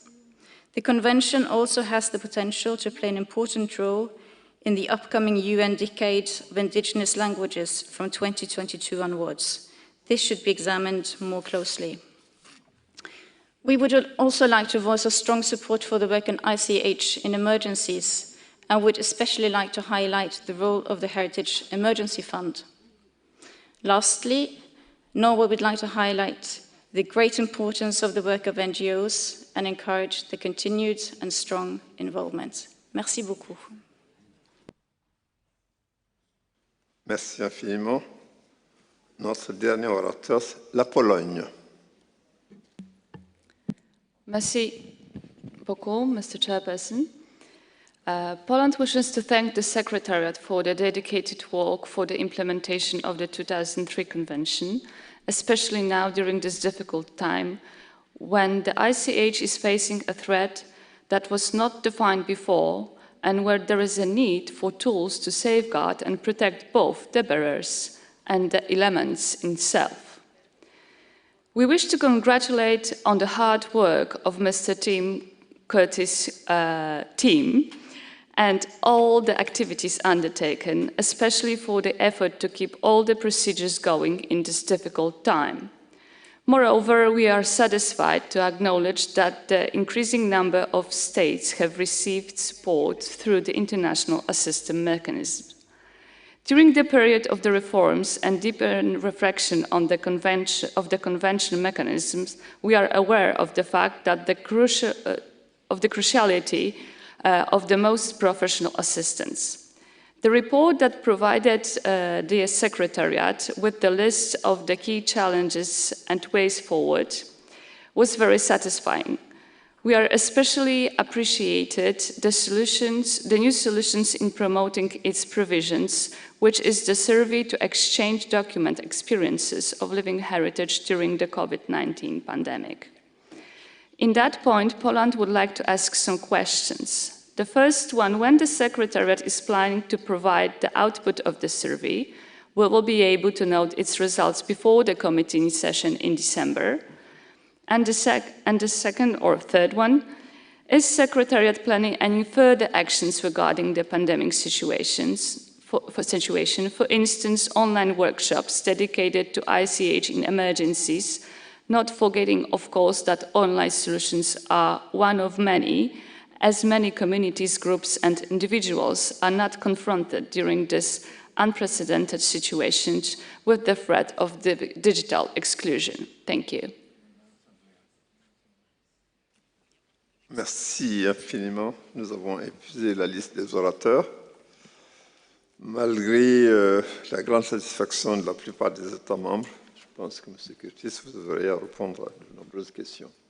Je vous donne la parole. Merci, Monsieur le Président. Et chers délégués, d'abord, je voudrais remercier les mots d'encouragement qu'on a reçus de beaucoup d'entre vous, qui sont importants, effectivement. Et je le dis vraiment, pas seulement de ma part, parce que c'est moi que vous voyez, mais derrière moi, il y a toute une équipe de gens qui travaillent très dur et qui ont travaillé chez eux en confinement pendant 3 mois. Ils ont travaillé plus que d'habitude, je dirais, pour justement pouvoir s'assurer que cette convention continue d'abord à fonctionner et contribue à la situation à laquelle on est face. There are some questions that were asked, specific questions by specific delegations. I'll try to come to them. But there were some emerging themes that came up, I think, quite a bit. And if I will, there was a couple I've identified. One was the issue of intangible cultural heritage and education and the working intersectorally. A number of you mentioned about the opportunities and issues around capacity building, particularly related to online modalities of delivery. And then there was also a couple of questions about ICH in urban contexts. So maybe I'll just say a few things quickly in general about them, and then I'll try to answer a couple of specific questions that were asked. The work on ICH in education is going going forward very well. And I will say that most of the progress is being made as was intended and as is to be expected by our colleagues working in field offices. I thank, for instance, the delegation of Japan for mentioning education for sustainable development. Others are working on global citizenship education issues. And the reason we are trying to work mainly through the field offices is because, of course, we must respond to the various array of education issues that different countries are facing in different parts of the world with different emphasis. What I can say, and this has been very encouraging since we've launched this, is we've had a really good response from our colleagues in the education sector. There has been a growing understanding that the concerns of us in ICH meet the concerns of the colleagues in education, particularly under, for instance, SDG 4.7, but also elsewhere. So there is, if I may say, over the last couple of years, a kind of change in the dynamic where we're seeing better intersectoral cooperation. Of course, our ability to deliver is limited by our human and financial resources. So we have a number of projects, again, most of them being done by field officers in different parts of the world, also through regular program as well as extra budgetary funds. We continue to seek support, particularly this kind of joint intersectoral support to implement real programs, because it is through the real projects that we learn and we refine and we advance. So yes, we have some projects that come under the umbrella of Educational for Sustainable Development. We have others that come under other educational interests.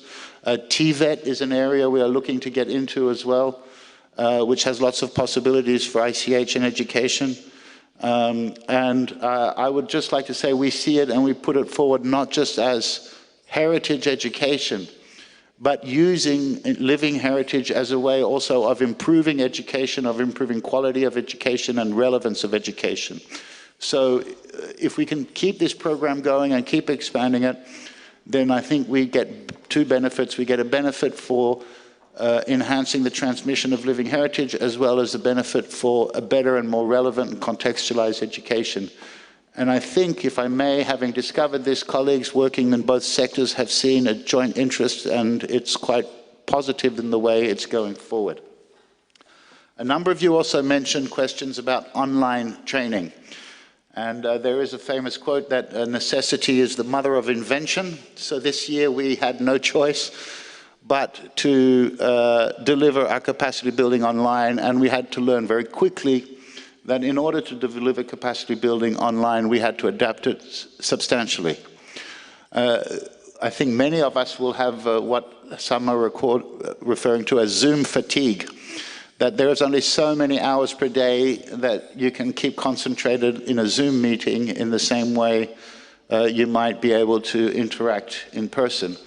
So when we learned particularly from the periodic reporting capacity building for Latin America and the experience of transforming a 3-day workshop into a 6-week interaction, a couple of hours a week, which allows people, they don't have to travel, they allows them to have time to digest the information and come back. We found it to be very successful. Going forward, I imagine and I hope we'll be using these experiences to develop online, hybrid, and presential capacity building. There is still something about people meeting, which is valuable, but there's no doubt that the online training has opened up all sorts of possibilities, including the possibility to reach many more people at less cost. So we take note of all your interventions in this. We are learning and we have some positive results already, and we intend to keep going forward on that side. There were some questions about intangible cultural heritage in urban context, and I think Germany, I didn't hear the first part, but it was something about to what extent something affects urban spaces, living heritage affects urban spaces. We have been progressing now on the intangible cultural heritage in urban context through projects and through some research. It is an area we intend to go forward further on, both in terms of inventories in urban settings, but perhaps very importantly also how to integrate these inventories and the research of ICH into urban planning. Heritage planning has tended to be seen only as built heritage spaces, but there's a growing awareness in a number of countries. And I think perhaps of our host last year of the committee, Bogota, Colombia, that's done a lot of work on this, on identifying spaces where people are living, are practicing their living heritage in urban contexts, and then safeguarding them under urban planning mechanisms or regional planning mechanisms. We are currently also, as part of Unesco's response to the Beirut project, we are also now currently doing work to try to identify which areas, alongside our colleagues working on the built heritage and in museums, try to identify which areas in Beirut that people may have used for living heritage purposes. They may not be monumental areas, but they may be spaces, parks, streets, where people play music, where people tell stories or whatever, so that they don't get forgotten in the reconstruction plan and that they become part of it. So we will continue to develop this work on living heritage in urban context, which is very important. I understand Switzerland had a number of questions. Some of them, I think, will be dealt with under, such as ICH and emergencies, will be dealt with under other items. So I won't address it right now, if that's okay. But the first question was whether there will be further report to the periodic, further reform to the periodic reporting. Obviously, the reform effort was intense, so I hope we don't have to do as substantial a reform as we've done. But I do expect that we will be doing some improvements and some tweaking and some lessons learned. We've had, and the experience is not over yet, but we've been working very well with the Latin American colleagues this year. There will be a bit of a delay, obviously, due to the intensity of the pandemic in their region. There will be a delay in submitting, so there'll be some lag, but overall we'll catch up to the statutory cycle. Next year we will be working with the Europe region, so we'll also be bringing the lessons learned. But by going region by region, we expect a 5-year cycle, and then we have a reflection year, and at that stage we'll really be able to assess overall what may be needed. It is my hope that we don't have to do as an intense reform effort again, but certainly improvements. I think the other questions mainly related to other agenda items from Switzerland, so I won't address them just here. Philippines also asked some questions, namely around the network of universities. Just to, again, what we've been trying to do for some years now is to encourage universities indeed to do general programs on living heritage at postgraduate level, because although there are several programs that may have to do with music or with performing arts or other areas or anthropology or linguistics, There are very few programs that are generically teaching ICH or safeguarding of living heritage as a multidisciplinary entity. So we have been working, again, mainly with our field officers in trying to bring together universities who may be interested in developing those programs. We've supported regional surveys on how universities are integrating ICH in their programs, and we've been supporting that networking among them, including sometimes with, in partnership with Category 2 centers. We've done surveys in Asia Pacific, Europe, Latin America, as well as Africa, and we're now doing one in the Arab states. All of these reports are available online, and you can see them on the website of the convention. The surveys themselves have created two new spontaneous networks supported by Category 2 centers, particularly in Asia and the Pacific. And finally, just to let you know, we're also developing a MOOC at the moment to reach out to new audiences. The study on potential partnerships for living heritage, for capacity building, is to project forward. And I think this comes to something also a number of delegates mentioned, which I appreciate, is the resources of the Secretariat. And if I may say, what we have is a situation where demand for this convention continues to grow at a time when the institution isn't necessarily growing consequently, so we struggle. It's a good problem to have because it means there is a demand out there for living heritage. So we need to look at, and particularly in our capacity building, at one stage the demand will and naturally so, outweigh the capacity of us in the Secretariat to deliver that program. So what we need to do is build partnerships so that we have others delivering, and that's what we were trying to do in that research. I'm just trying to see if there are other specific questions.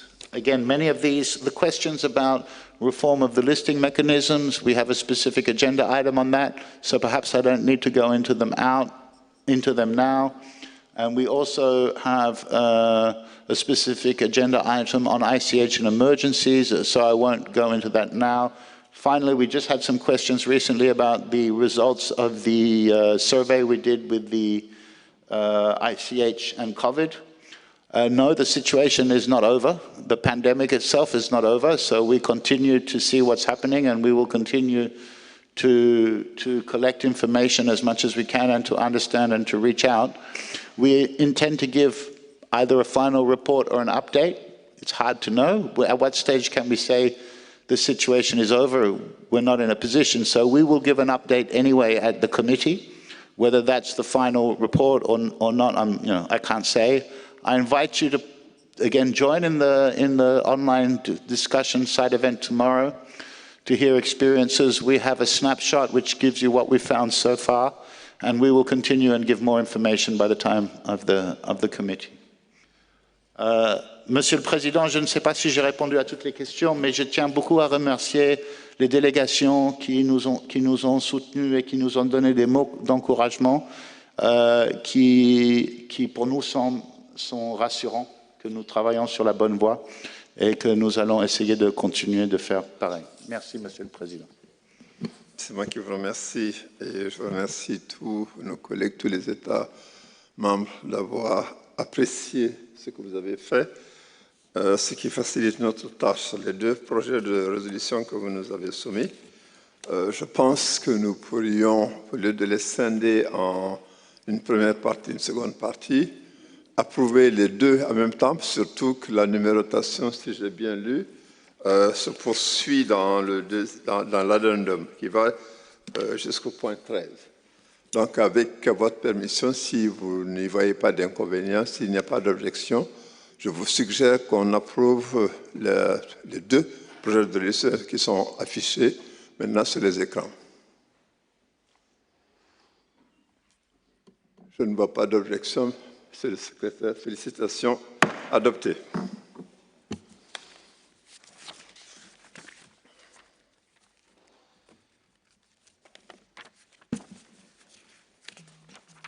Il est 17 h bientôt. Nous allons entamer le point 7 sur l'utilisation des ressources du Fonds du patrimoine culturel immatériel. Il s'agit du document ETH 20.8.GA7 Rêve, ITH 28.GA, INF 7. Nous procéderons à l'examen. Sorry.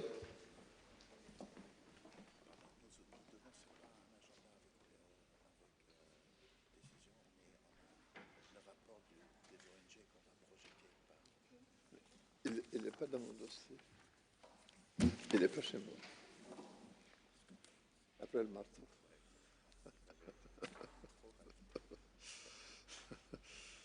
Alors, je crois comprendre, on vient de me signaler que nous allons maintenant avoir un bref rapport oral du Forum des ONG. En raison des difficultés actuelles liées au déplacement, le Forum des ONG interviendra avec une vidéo pré-enregistrée. Avec votre permission, nous allons vous montrer cette vidéo. Merci.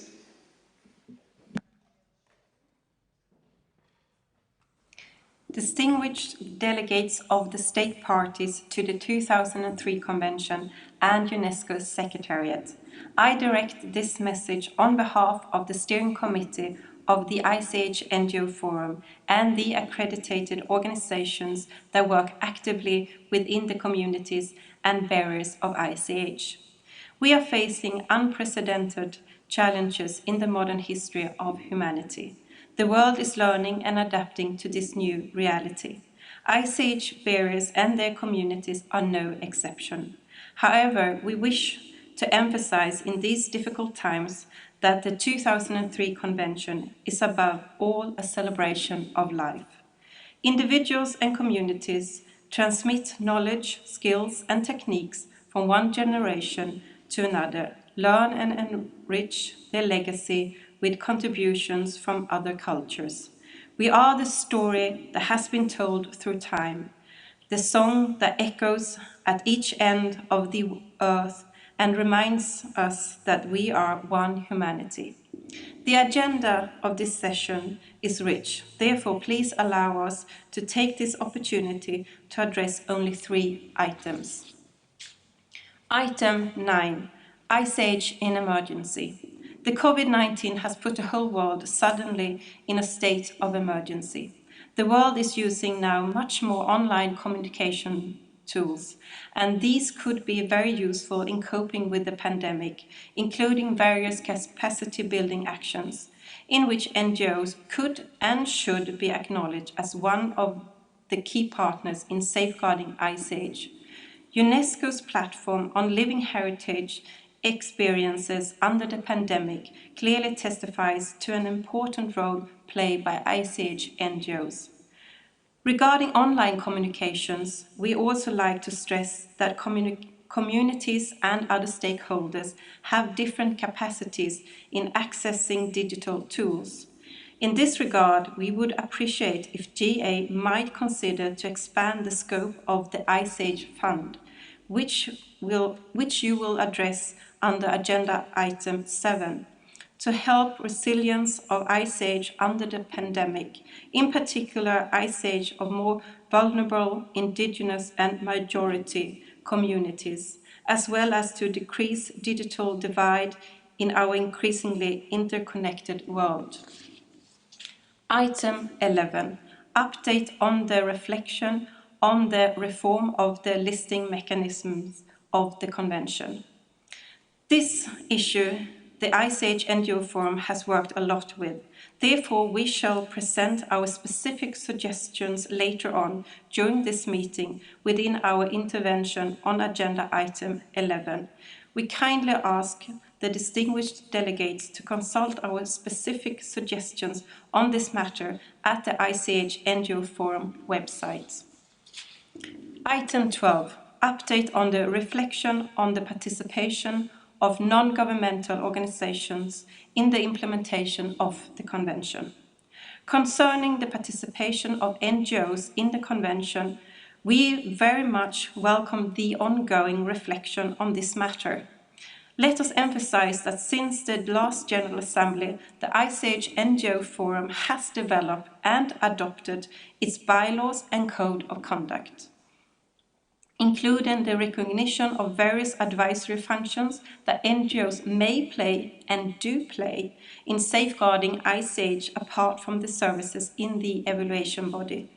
The development of policies to overcome geographical imbalance of accredited NGOs and the all-over strengthening of structure, activities and collaboration between ICH NGOs. ICH NGO Forum is an association of accredited NGOs that encourages plurality of expertise and fair and equal participation among different NGOs and regions. Therefore, we wish to reaffirm that the ICH NGO Forum advocates and operates in favor of plurality, diversity and participation. We are happy that this positive development has been recognized by the committee, which include the report on our activities as separate agenda item at its next 15th session. Finally, I want to thank you for your attention. We, as 157 accredited NGOs, plus those that are expected to be confirmed at this session, are closely following your deliberations and decisions. We will discuss them at our online session scheduled for the 14th of September. You are welcome to join us. We wish you a successful General Assembly. Thank you. Merci. Merci infiniment. Nous vous remercions pour le partage de cette vidéo.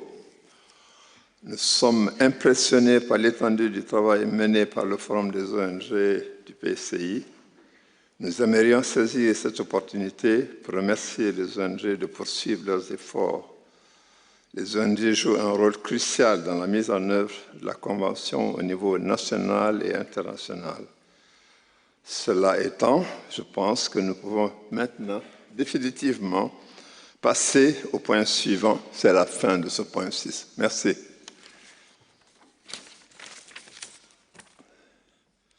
Comme je vous l'ai dit tout à l'heure, ce point 7 concerne les ressources, l'utilisation des ressources du Fonds du patrimoine culturel et immatériel, les documents que je vous avais déjà cités. Nous procéderons à l'examen et à l'adoption du projet du plan d'utilisation des ressources du Fonds du PCI pour les 2 prochaines années. Cette proposition nous est transmise par le comité intergouvernemental suite à sa dernière session en vertu de ses fonctions définies à l'article 7 de la Convention. Je n'en dirai pas plus et j'invite le malheureux secrétaire à introduire ce point de l'ordre du jour. Monsieur le secrétaire, vous avez la parole. Merci, Monsieur le Président. So I will start by presenting the recent trends in the use of the fund. As you will see in the report, during the 2018 and 2019 biennium, the total income of the fund increased by 5% compared to the previous biennium, reaching around 5.1 million.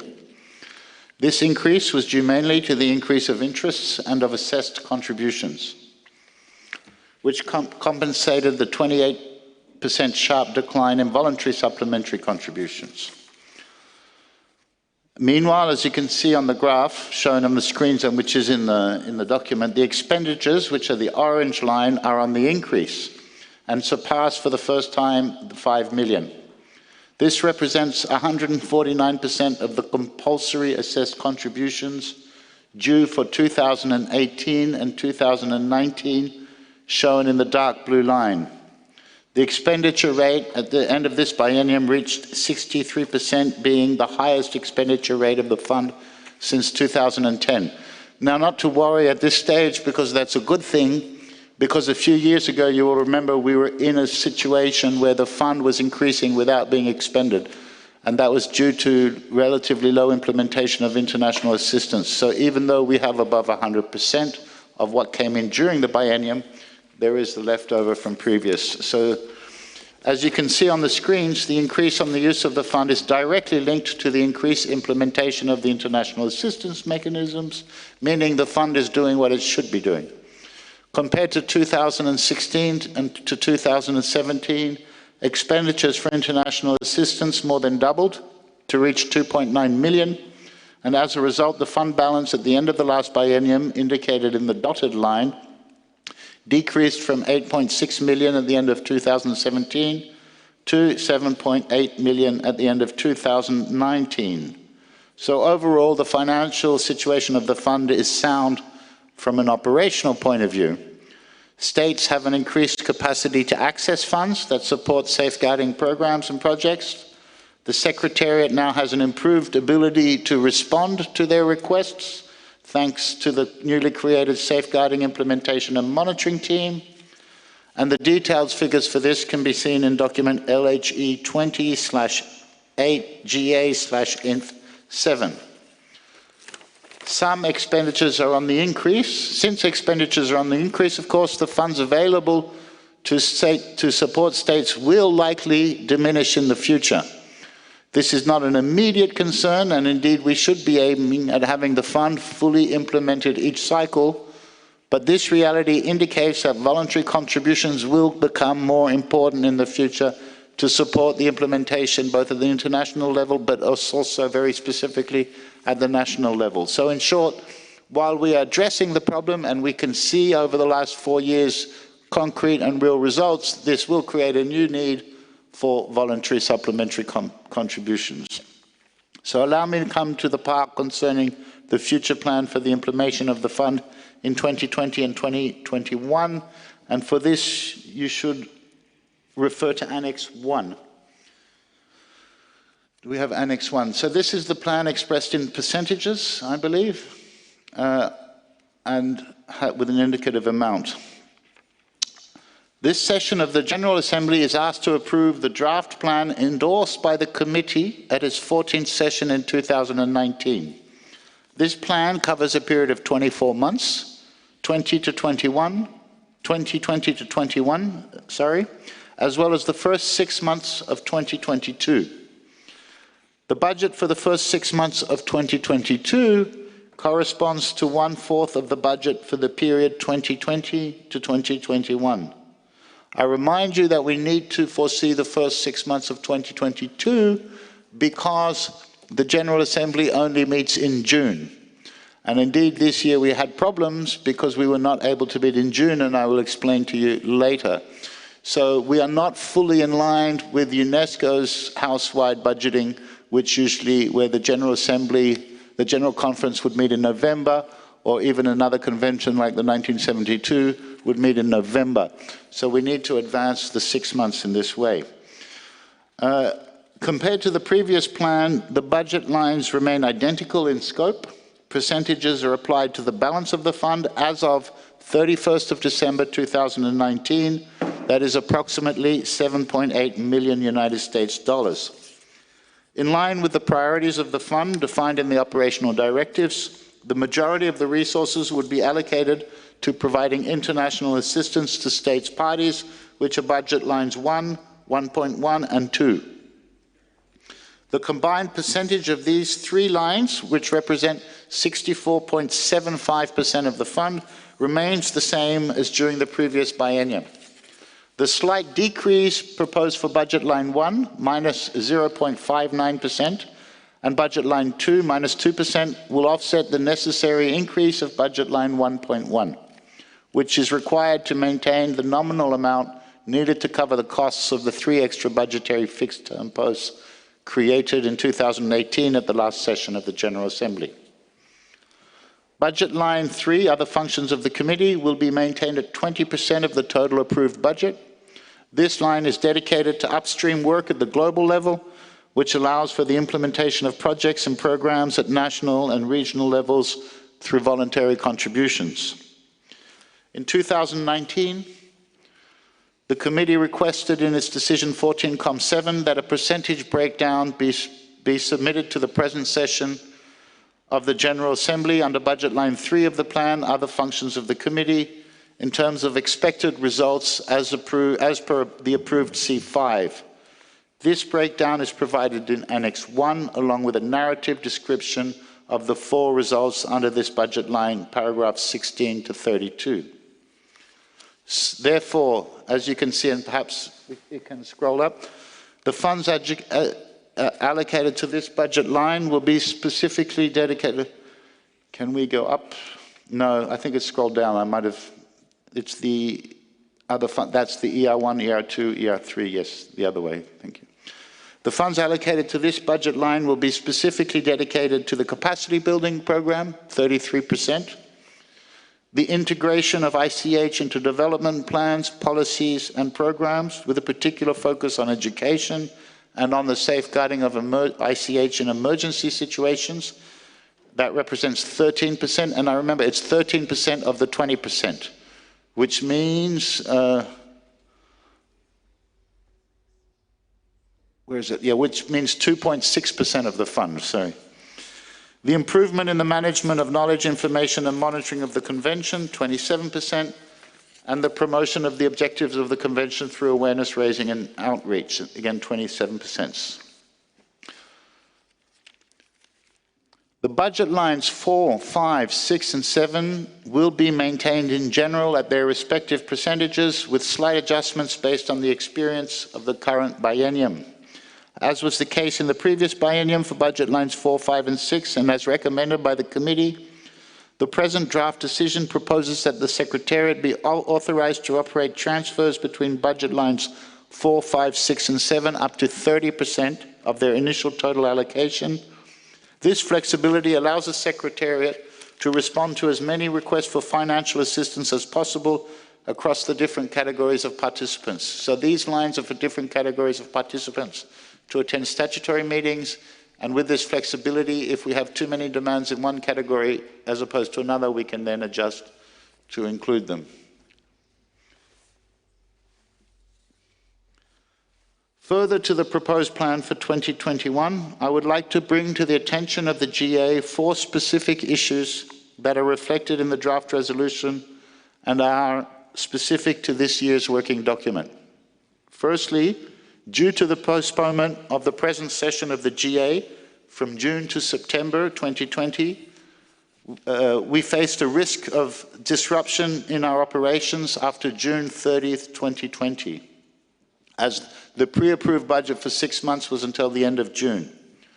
Therefore, as an intermediary measure, the Secretariat extended the validity of the approved budget for the first 6 months of 2020 until the present session could be convened, so another 3 months. This extension does not affect or did not affect the overall budget approved by the GA at its last session for the first 6 months of 2020 and does not impact percentages proposed in the plan. In other words, we used the money foreseen for 6 months and made it extend an extra 3 months, but so that we could still access it. Based on this experience, the draft resolution proposes for the GA to authorize the Secretariat to proceed with a similar extension in 2022 in the hopefully unlikely event that the 9th session of the GA is unable to meet prior to the 30th of June 2022. Secondly, the draft resolution 8GA proposes amendments to the financial regulations of the fund. This is in response to 2 decisions of UNESCO's Executive Board in 2016 and 2017, calling for the alignment of the financial regulations of all UNESCO special accounts. These revisions are presented in Annex 3 as a comparison with the current regulations. For clarity, Annex 2 presents the regulations integrating the proposed amendments. We might note that, in fact, these proposed revisions do not bring major changes to the functioning of the fund. They clarify the current practice in terms of governance of the fund under Article 4 and the biennial reporting to the General Assembly and the Committee under Article 10. As recommended by the Committee in 2019, the draft resolution also proposes the continued application of a management cost rate of 0% for all assessed contributions to the fund and apply a rate of 7% for all other contributions. This continued application of 0% management cost rate for the assessed contributions is consistent with the practice applied for assessed contributions to the World Heritage Fund. The fourth and last specific issue concerns the sub-fund for enhancing the human resources of the Secretariat, established in 2010. Following the request of the committee last year, the draft resolution proposes an updated target for the sub-fund, which would be set at $950,000 per year against the $1.1 million which is the target at present. May I remind you that this target has never come close to being met, and we do encourage states, those states that can, to consider, please, contributing to this sub-fund to enhance the human resources of the Secretariat. This target is based on what we consider the actual costs incurred by the Secretariat for the temporary posts necessary for fulfilling what are indeed core obligations for the functioning of the Convention. Before ending, I'm pleased to inform you of positive developments regarding support to the Convention in various forms since the beginning of the year. This is just an oral report of some of the good news we've had since the beginning of the year, which are not in the report because they don't strictly follow the financial reporting. I'd like to begin by thanking France, Azerbaijan, and Switzerland, who have all recently made earmarked contributions to the fund in support of the capacity building program. For the sub-fund for enhancing the human resources of the Secretariat, support has been received from Lithuania, and arrangements are being finalized from contributions from Monaco and the municipality of Cremona in Italy. I would also like to thank Italy for a contribution to the Venice office to support the regional network of experts on intangible cultural heritage in Southeast Europe. We received, furthermore, additional appropriations to the regular program from three partners, being the International Information and Networking Center for Intangible Cultural Heritage in Asia-Pacific region, ICHCAP. And this is to pursue the creation of a massive online course on living heritage and sustainable development. We also received support from the Category 2 Center in Peru, Crespial. The Netherlands has provided further support to continue developing the Secretariat's initiative, Dive into Intangible Cultural Heritage. And the Regional Center for the Safeguarding of Intangible Cultural Heritage in Southeastern Europe provided some support for the organization of the 14th annual meeting of Southeast European Expert Network on Intangible Cultural Heritage. I mentioned those, they will be reflected in the next report in 2 years, but these are support since the beginning of the year. Sorry, I forgot to mention that the Chengdu Culture and Tourism Development Group also gave support through the Bangkok office, through a funds and trust mechanism for the initiative Safeguarding Intangible Cultural Heritage in Formal Education in Asia and the Pacific. We are very grateful to all of these partners for their generous commitment in support to the work of the Secretary, and which will, as I mentioned, be recognized in future statutory documents. Monsieur le Président, j'arrive à la fin de ma présentation et je suis bien sûr prêt à répondre aux questions qu'il pourrait y avoir, et je suis aussi accompagné avec le chef avec BSP, notamment Monsieur Ebri Massar. Merci. Merci, M. Curtis, pour cette présentation détaillée du plan que l'Assemblée générale est appelée maintenant à examiner, ainsi que des points saillants du projet de résolution. Avant d'aborder le plan et la résolution, je voudrais proposer un débat général et donner l'opportunité aux États parties de poser leurs questions, éventuellement des éclaircissements ou leur approbation. La salle, vous avez la parole. Nous allons ouvrir la liste des États qui souhaiteraient prendre la parole.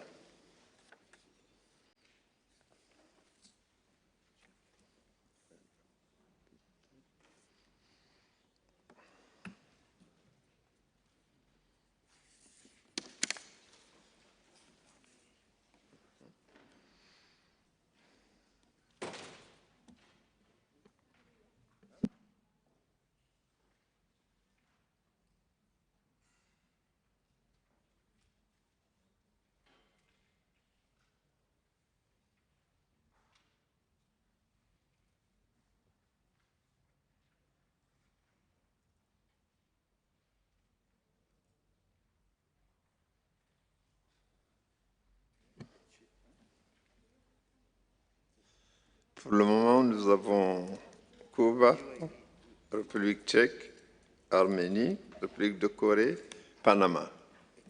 La liste reste ouverte.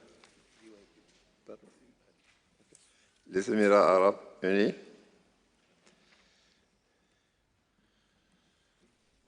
Cuba, vous avez la parole. Gracias, señor presidente. Deseamos agradecer al señor Tim Curtis y a la Secretaría por la calidad del informe presentado. Agradecemos también toda la información suplementaria que se ha brindado a partir de las solicitudes que venía haciendo el comité y esta asamblea. Cuba desea agradecer y reconocer el apoyo que hemos recibido de parte de la Secretaría en la implementación del proyecto sobre el inventario del patrimonio inmaterial en Guantánamo, la región más oriental y montañosa de Cuba, con complejas dificultades, y hemos recibido y hemos tenido el acompañamiento de la Secretaría, independientemente de las complejas situaciones en que hemos tenido para implementar el proyecto, agudizadas ahora con la crisis del COVID, pero quiero resaltar que hemos tenido un acompañamiento y una presencia desde Secretaría todo el tiempo en la implementación de este proyecto. Acogemos con satisfacción también cómo se pide en este informe que dos temas relativos al fortalecimiento de capacidades y la salvaguardia del patrimonio en la educación formal y no formal continúen en el centro de atención del fondo de la Convención. Es un tema de especial importancia. Quería hacer referencia entonces a que me gustaría, un poco aprovechando que también está el ADG de Cultura, cómo se vincularía esto con un proyecto de gran importancia para la región de América Latina, que es el proyecto Transcultura, que es un polo de formación regional para la cultura, donde habrá un grupo de instituciones que estará formando en diferentes ámbitos para la región del Caribe. Es un proyecto con la Unión Europea, la Unesco, Cuba y el Caribe, y creo que podría ser una plataforma importante para también trabajar los temas de la educación superior en el patrimonio inmaterial. Habrán instituciones que de hecho ya tienen incorporados en sus programas de estudios de nivel superior y de posgrado los temas del patrimonio inmaterial, y sería importante crear sinergias de trabajo a partir de este proyecto regional y transregional que es Transcultura. En este sentido, nos gustaría también conocer un poco cómo estos fondos que han sido presentados, cómo van a apoyar un poco la labor que desde el terreno se hace en la implementación de la Convención. Conocemos que el sector de cultura retiene dentro de la sede un gran porcentaje de su presupuesto debido a los mecanismos de implementación de las convenciones, pero queremos ver cómo esto va a tener una expresión en las oficinas regionales dedicadas a cultura o en las oficinas regionales que desarrollan programas y actividades. Quizás para próximos informes sería oportuno también poder visualizar cuál va a ser el impacto de este presupuesto en el terreno. Y también quizás me gustaría conocer un poco más sobre la política de recuperación de fondos. Justamente la próxima sesión del Consejo Ejecutivo estará revisando también los porcentajes y todo este sistema, y quizás VSP nos podría explicar un poco más, porque veo que se adopta hasta un 7% de esa política de recuperación de costos, que también tiene un impacto importante, y ver cómo se refleja en las oficinas en el terreno una vez que son implementadores de estos programas, sobre todo porque entiendo que un nuevo mecanismo de piloto para la implementación de algunos proyectos también los estaría vinculando en la implementación de los proyectos. Muchísimas gracias. Merci beaucoup. La République tchèque.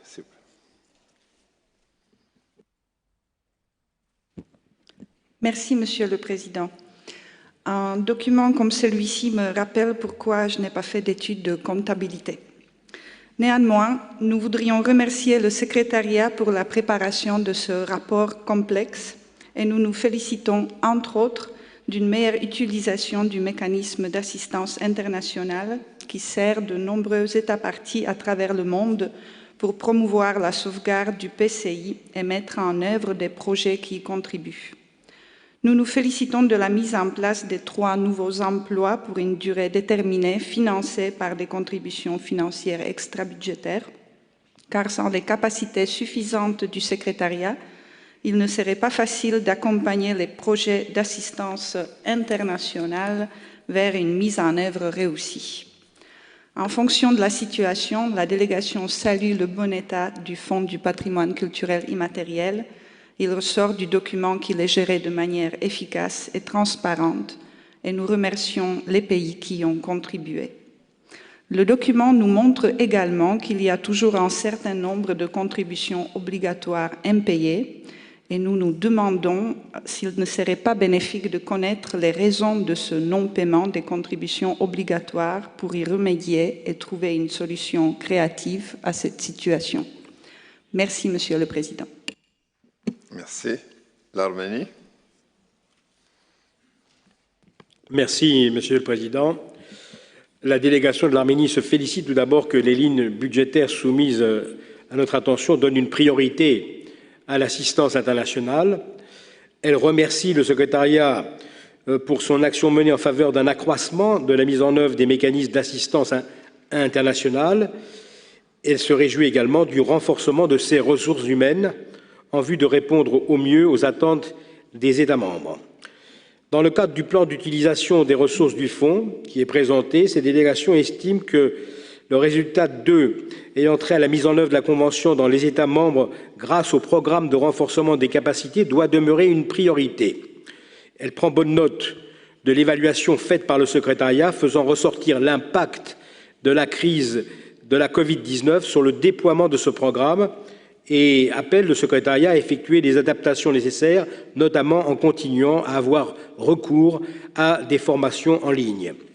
S'agissant de l'utilisation de ces ressources, la délégation de l'Arménie souhaite réitérer dans ce cadre-ci son soutien à la priorité Afrique de l'organisation et forme le vœu que les demandes d'assistance émanant de ces pays ou des petits États insulaires en développement fassent si possible l'objet d'un examen favorable. La délégation de l'Arménie appuie le projet de résolution soumis à notre attention. Elle remercie tous les contributeurs ayant apporté leur soutien à la Convention. Merci. Merci beaucoup. La République de Corée. Thank you, Mr. Chairperson. We noted with appreciation that the use of International Assistance Fund has been increased by 116% compared to last biennium. This indicates that the effort made for the efficient and purposeful use of the fund has been successful, and we thank both the committee and the Secretariat on this result.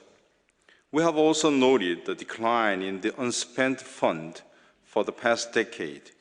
This is a positive sign of the capacity building for both the state parties and the committee. We would like to request the Secretariat to continue its efforts to deploy efficient management of the Convention Fund while taking into account program continuity, quality improvement, and sustainability. Furthermore, we think that the voluntary contributions reserved for priority tasks such as sustainable development and education need to be increased further, and in this regard, the Korean government's support is under consideration. Lastly, we recognize the necessity of expanding the Secretariat's human resources so that it can be better respond to the needs and increasing demands from the state parties. Thank you, Mr. Chairperson. Merci beaucoup. Panama.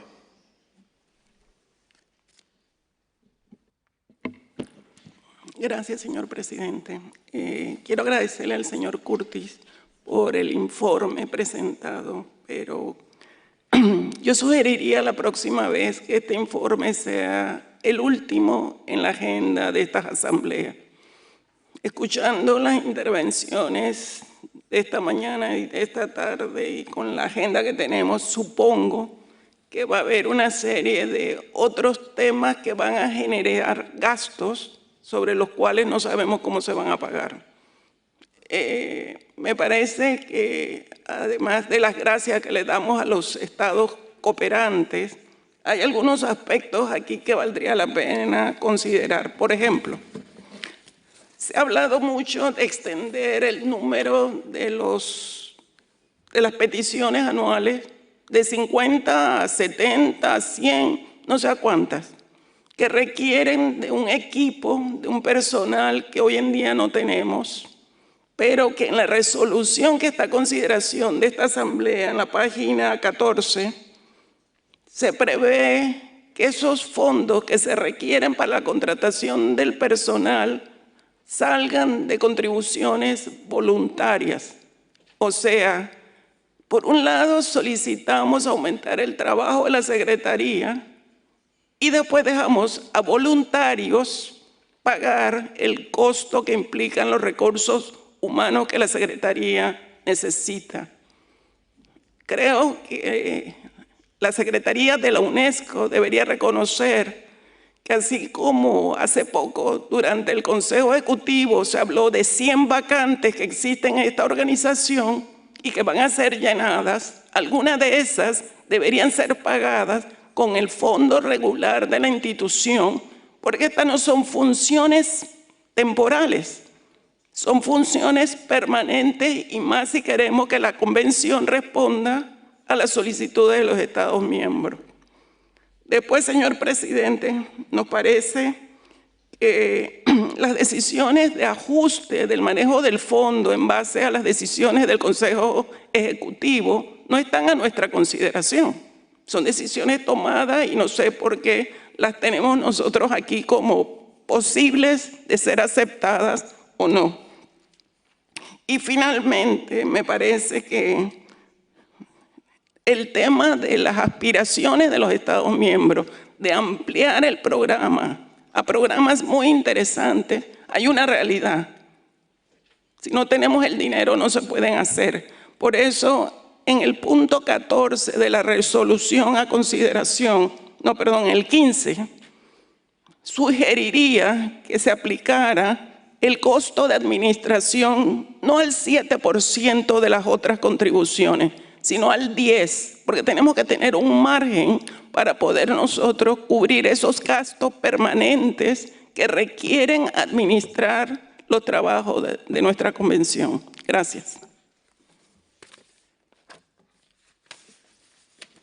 Merci beaucoup. Les Émirats Arabes Unis. شكرا سيدي الرئيس. تعرف دولة الإمارات العربية المتحدة عن امتنانها للأمانة العامة على الوثيقة الواضحة والغنية بالمعلومات التي تبين وضع الصناديق. كما ندرك محدودية الموارد والطلبات المتزايدة على هذا البرنامج. لقد أثبت الوباء أن عملنا يمكن أن يكون فعالا من حيث التكلفة، ولا سيما من خلال المنصات الرقمية. يجب أن نواصل العمل على اتخاذ إجراءات استباقية في السعي إلى إيجاد حلول إبداعية لمواصلة عملنا. Thank you. Merci beaucoup. La Chine.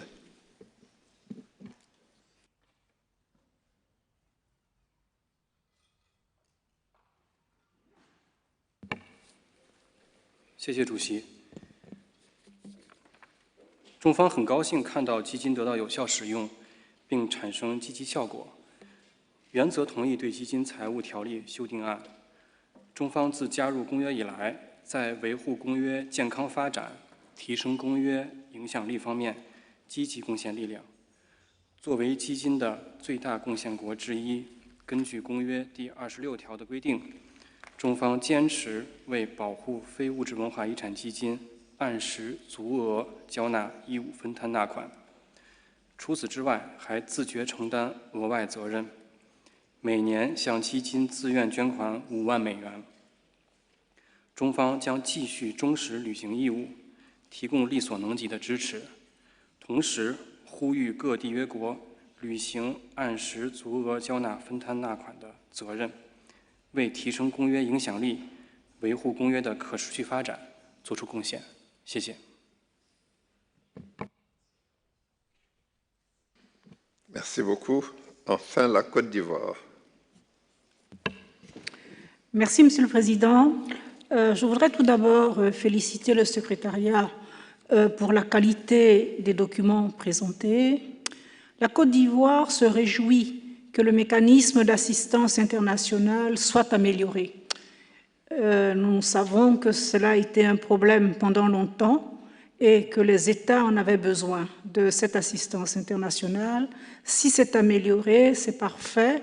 Nous sommes également contents que la politique des ressources humaines soit également améliorée. C'était un problème. Cependant, nous sommes inquiets du fait que les contributions obligatoires ne soient pas honorées par tous les États. Nous avons noté qu'au 31 décembre 2019, 82% des États partis n'avaient pas encore versé leur contribution pour 2019. Et sur ce point, nous demandons au secrétariat ce qu'il compte faire. Je vous remercie. Merci beaucoup. Les Philippines, finalement. Thank you very much, Mr. Chairperson. We thank the Secretariat for this report, and we note the positive trends in implementation of the fund, especially the international assistance mechanism. The fund is in a relatively healthy situation, but in view of the growing needs and demands, there remains a large amount of resources that have to be mobilized for ICH to achieve the critical mass and impact we all aspire for. We recall the discussions and the decision supported by a number of committee members at the last session of the committee, requesting the Secretariat to present a breakdown of expenditures under the famous budget line 3, other functions of the committee, itemizing by expected result the broad activities envisioned for this 20% portion of the budget. Seeing it on paper for the first time now, we believe this helps the General Assembly attain a useful bird's eye view of the importance of the work undertaken within this framework, including a range of initiatives and statutory activities. We think it is an improvement in terms of transparency, and states parties can now see how the budget is allocated in a more holistic manner.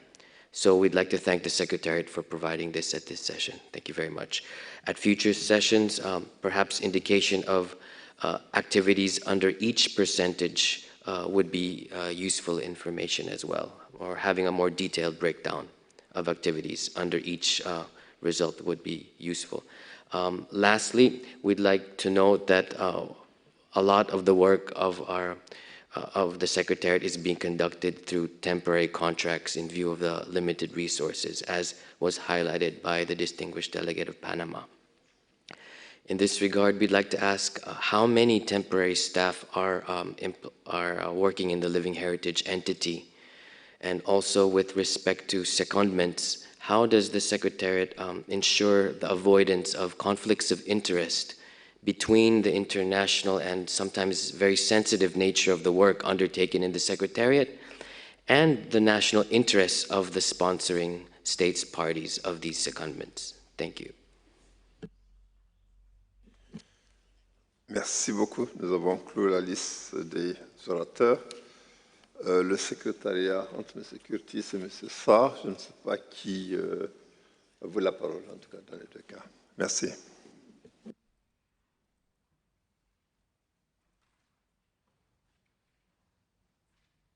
Merci, Monsieur le Président. I might answer some of the questions, I think, which are more about the content of the program. I think the first question was from Cuba, about how this can be developed in the field.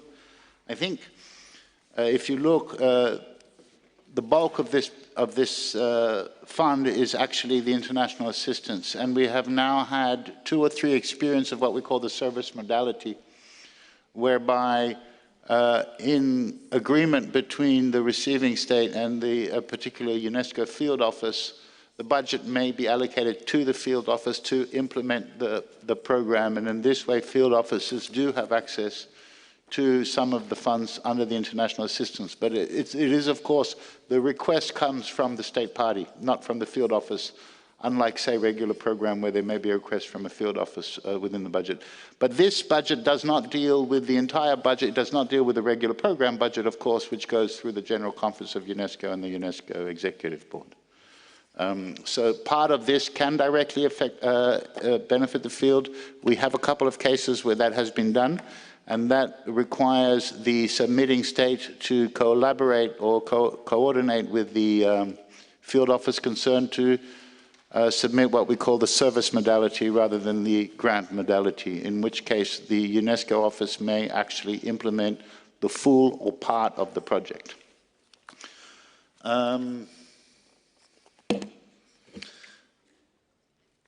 There was a question, I believe, about personnel and staff. I think I don't have the exact numbers of the percentage of staff who are funded by various extra budgetary means. Some of it is cost recovery. You have touched on that. For the policy of cost recovery, I'd let my colleague from BSP answer. But just to say that we do survive a little bit on cost recovery, some of it on projects. For the seconded and the loans, we follow the rules of UNESCO as established through the Executive Board. We pay particular attention to avoid conflict of interest situations so that staff are not dealing, in fact, we try to avoid it even within staff, but particularly for loans, they do not work on files that directly concern the country that has sent them. It's not so difficult to do, we just make sure that they don't work on those files. So I don't know if that answers the questions to your satisfactory. That's what we do, and we are very careful to avoid that. But we must say we appreciate and we support and we need, and it helps us a lot to have secondees. But we are sure that they don't work particularly on nomination files or other sensitive issues, then those are always systematically given to other staff. I don't know if those, I think those were most of the questions, unless my colleague Brima Sarr from BSP would like to take the floor. Thank you. Mrs. Sarr? Thank you, Mr. Chair. I think I picked about three questions. The first one was from Kiwa about the cost recovery. Yes, the Executive Board of UNESCO in 2018 revised the UNESCO cost recovery policy, introducing what we call the management cost rates, which varies depending on the nature of the agreement or in the nature of the funding modality. So for special accounts, a fixed rate of 7% was introduced, meaning on all voluntary contributions where we receive a fixed rate of 7% shall be applied. And this applies to all special accounts irrespective of the nature of the special account. But specifically with two special accounts, this one and the World Heritage Fund, because they have an assessed component, so the PSC does not apply to the assessed component, but all voluntary contributions attract a charge of 7%. What does the 7% cover? It covers overall organizational support, meaning finance, legal, HR, audit. So it does not go to field offices under the current policy. It only covers general organizational support, meaning the preparation of the accounts, the support from legal affairs, internal oversight, audit, and so forth. That's the current rate on the 7%. On the next question, I think Panaba mentioned about the financial regulations, why it's been presented here, when in actual fact, the Executive Board has already decided. Let me clarify here. What the Executive Board has done was to develop standard model text of financial regulations that should be applied on all special accounts. But the General Conference did acknowledge that when it comes to special accounts with a governing body like this particular convention, it is the governing body of that particular convention that is responsible for the use of the resources as well as approving the financial regulations of the special account. So what we have done is to take the model text as approved by the Executive Board and present it based on the nature of this fund for your approval. And as my colleague has said in his introductory remark, there were only two changes, mainly regarding the governance, because if you look at the old special accounts, it does not talk about the governance of the fund, who's responsible for the approval of the fund. What is the role of the committee? What is the role of the General Assembly? What is the role of the Director General? This is what has now been clarified and we presented for your approval. So it's within your power to approve it. The Executive Board only approved a model that should be applicable across all special accounts, with it, especially the convention special accounts. So it's for your approval, just to clarify that. There was also a comment, I think about 3 on the assessed contributions. I can maybe briefly talk about it because it's presented in the final. Yes, obviously, there are assessed contributions, and these are obligations on member states to pay. There is a mechanism to regularly remind member states about their areas and their obligations to pay. And these reports, outstanding areas, are also published regularly on UNESCO's website. In addition, also, under Article 26, paragraph 5, there is a provision talking about if member states fail in the payment of their contributions. For example, they will not be eligible to stand as a member of the committee. So there is a provision dealing with this when there are areas from member states. I think these were the 3 questions. Thank you, Mr. Chair. Merci beaucoup. Est-ce que ces réponses satisfont les États qui les ont posés? Si oui, pouvons-nous passer à l'examen du projet de résolution? Y a-t-il une objection? Parfait. Vous avez le projet de plan d'utilisation des ressources à l'écran. J'aimerais que le projet soit là. Qu'on fasse comme ce qu'on a fait depuis ce matin. Si il n'y a pas de problème majeur dans les projets que vous avez lus, le plan que vous avez lu, comme quelqu'un l'a dit tout à l'heure, qui n'a pas eu la chance d'être comptable, est-ce que nous pouvons faire confiance au secrétariat et adopter l'annexe et le projet de résolution?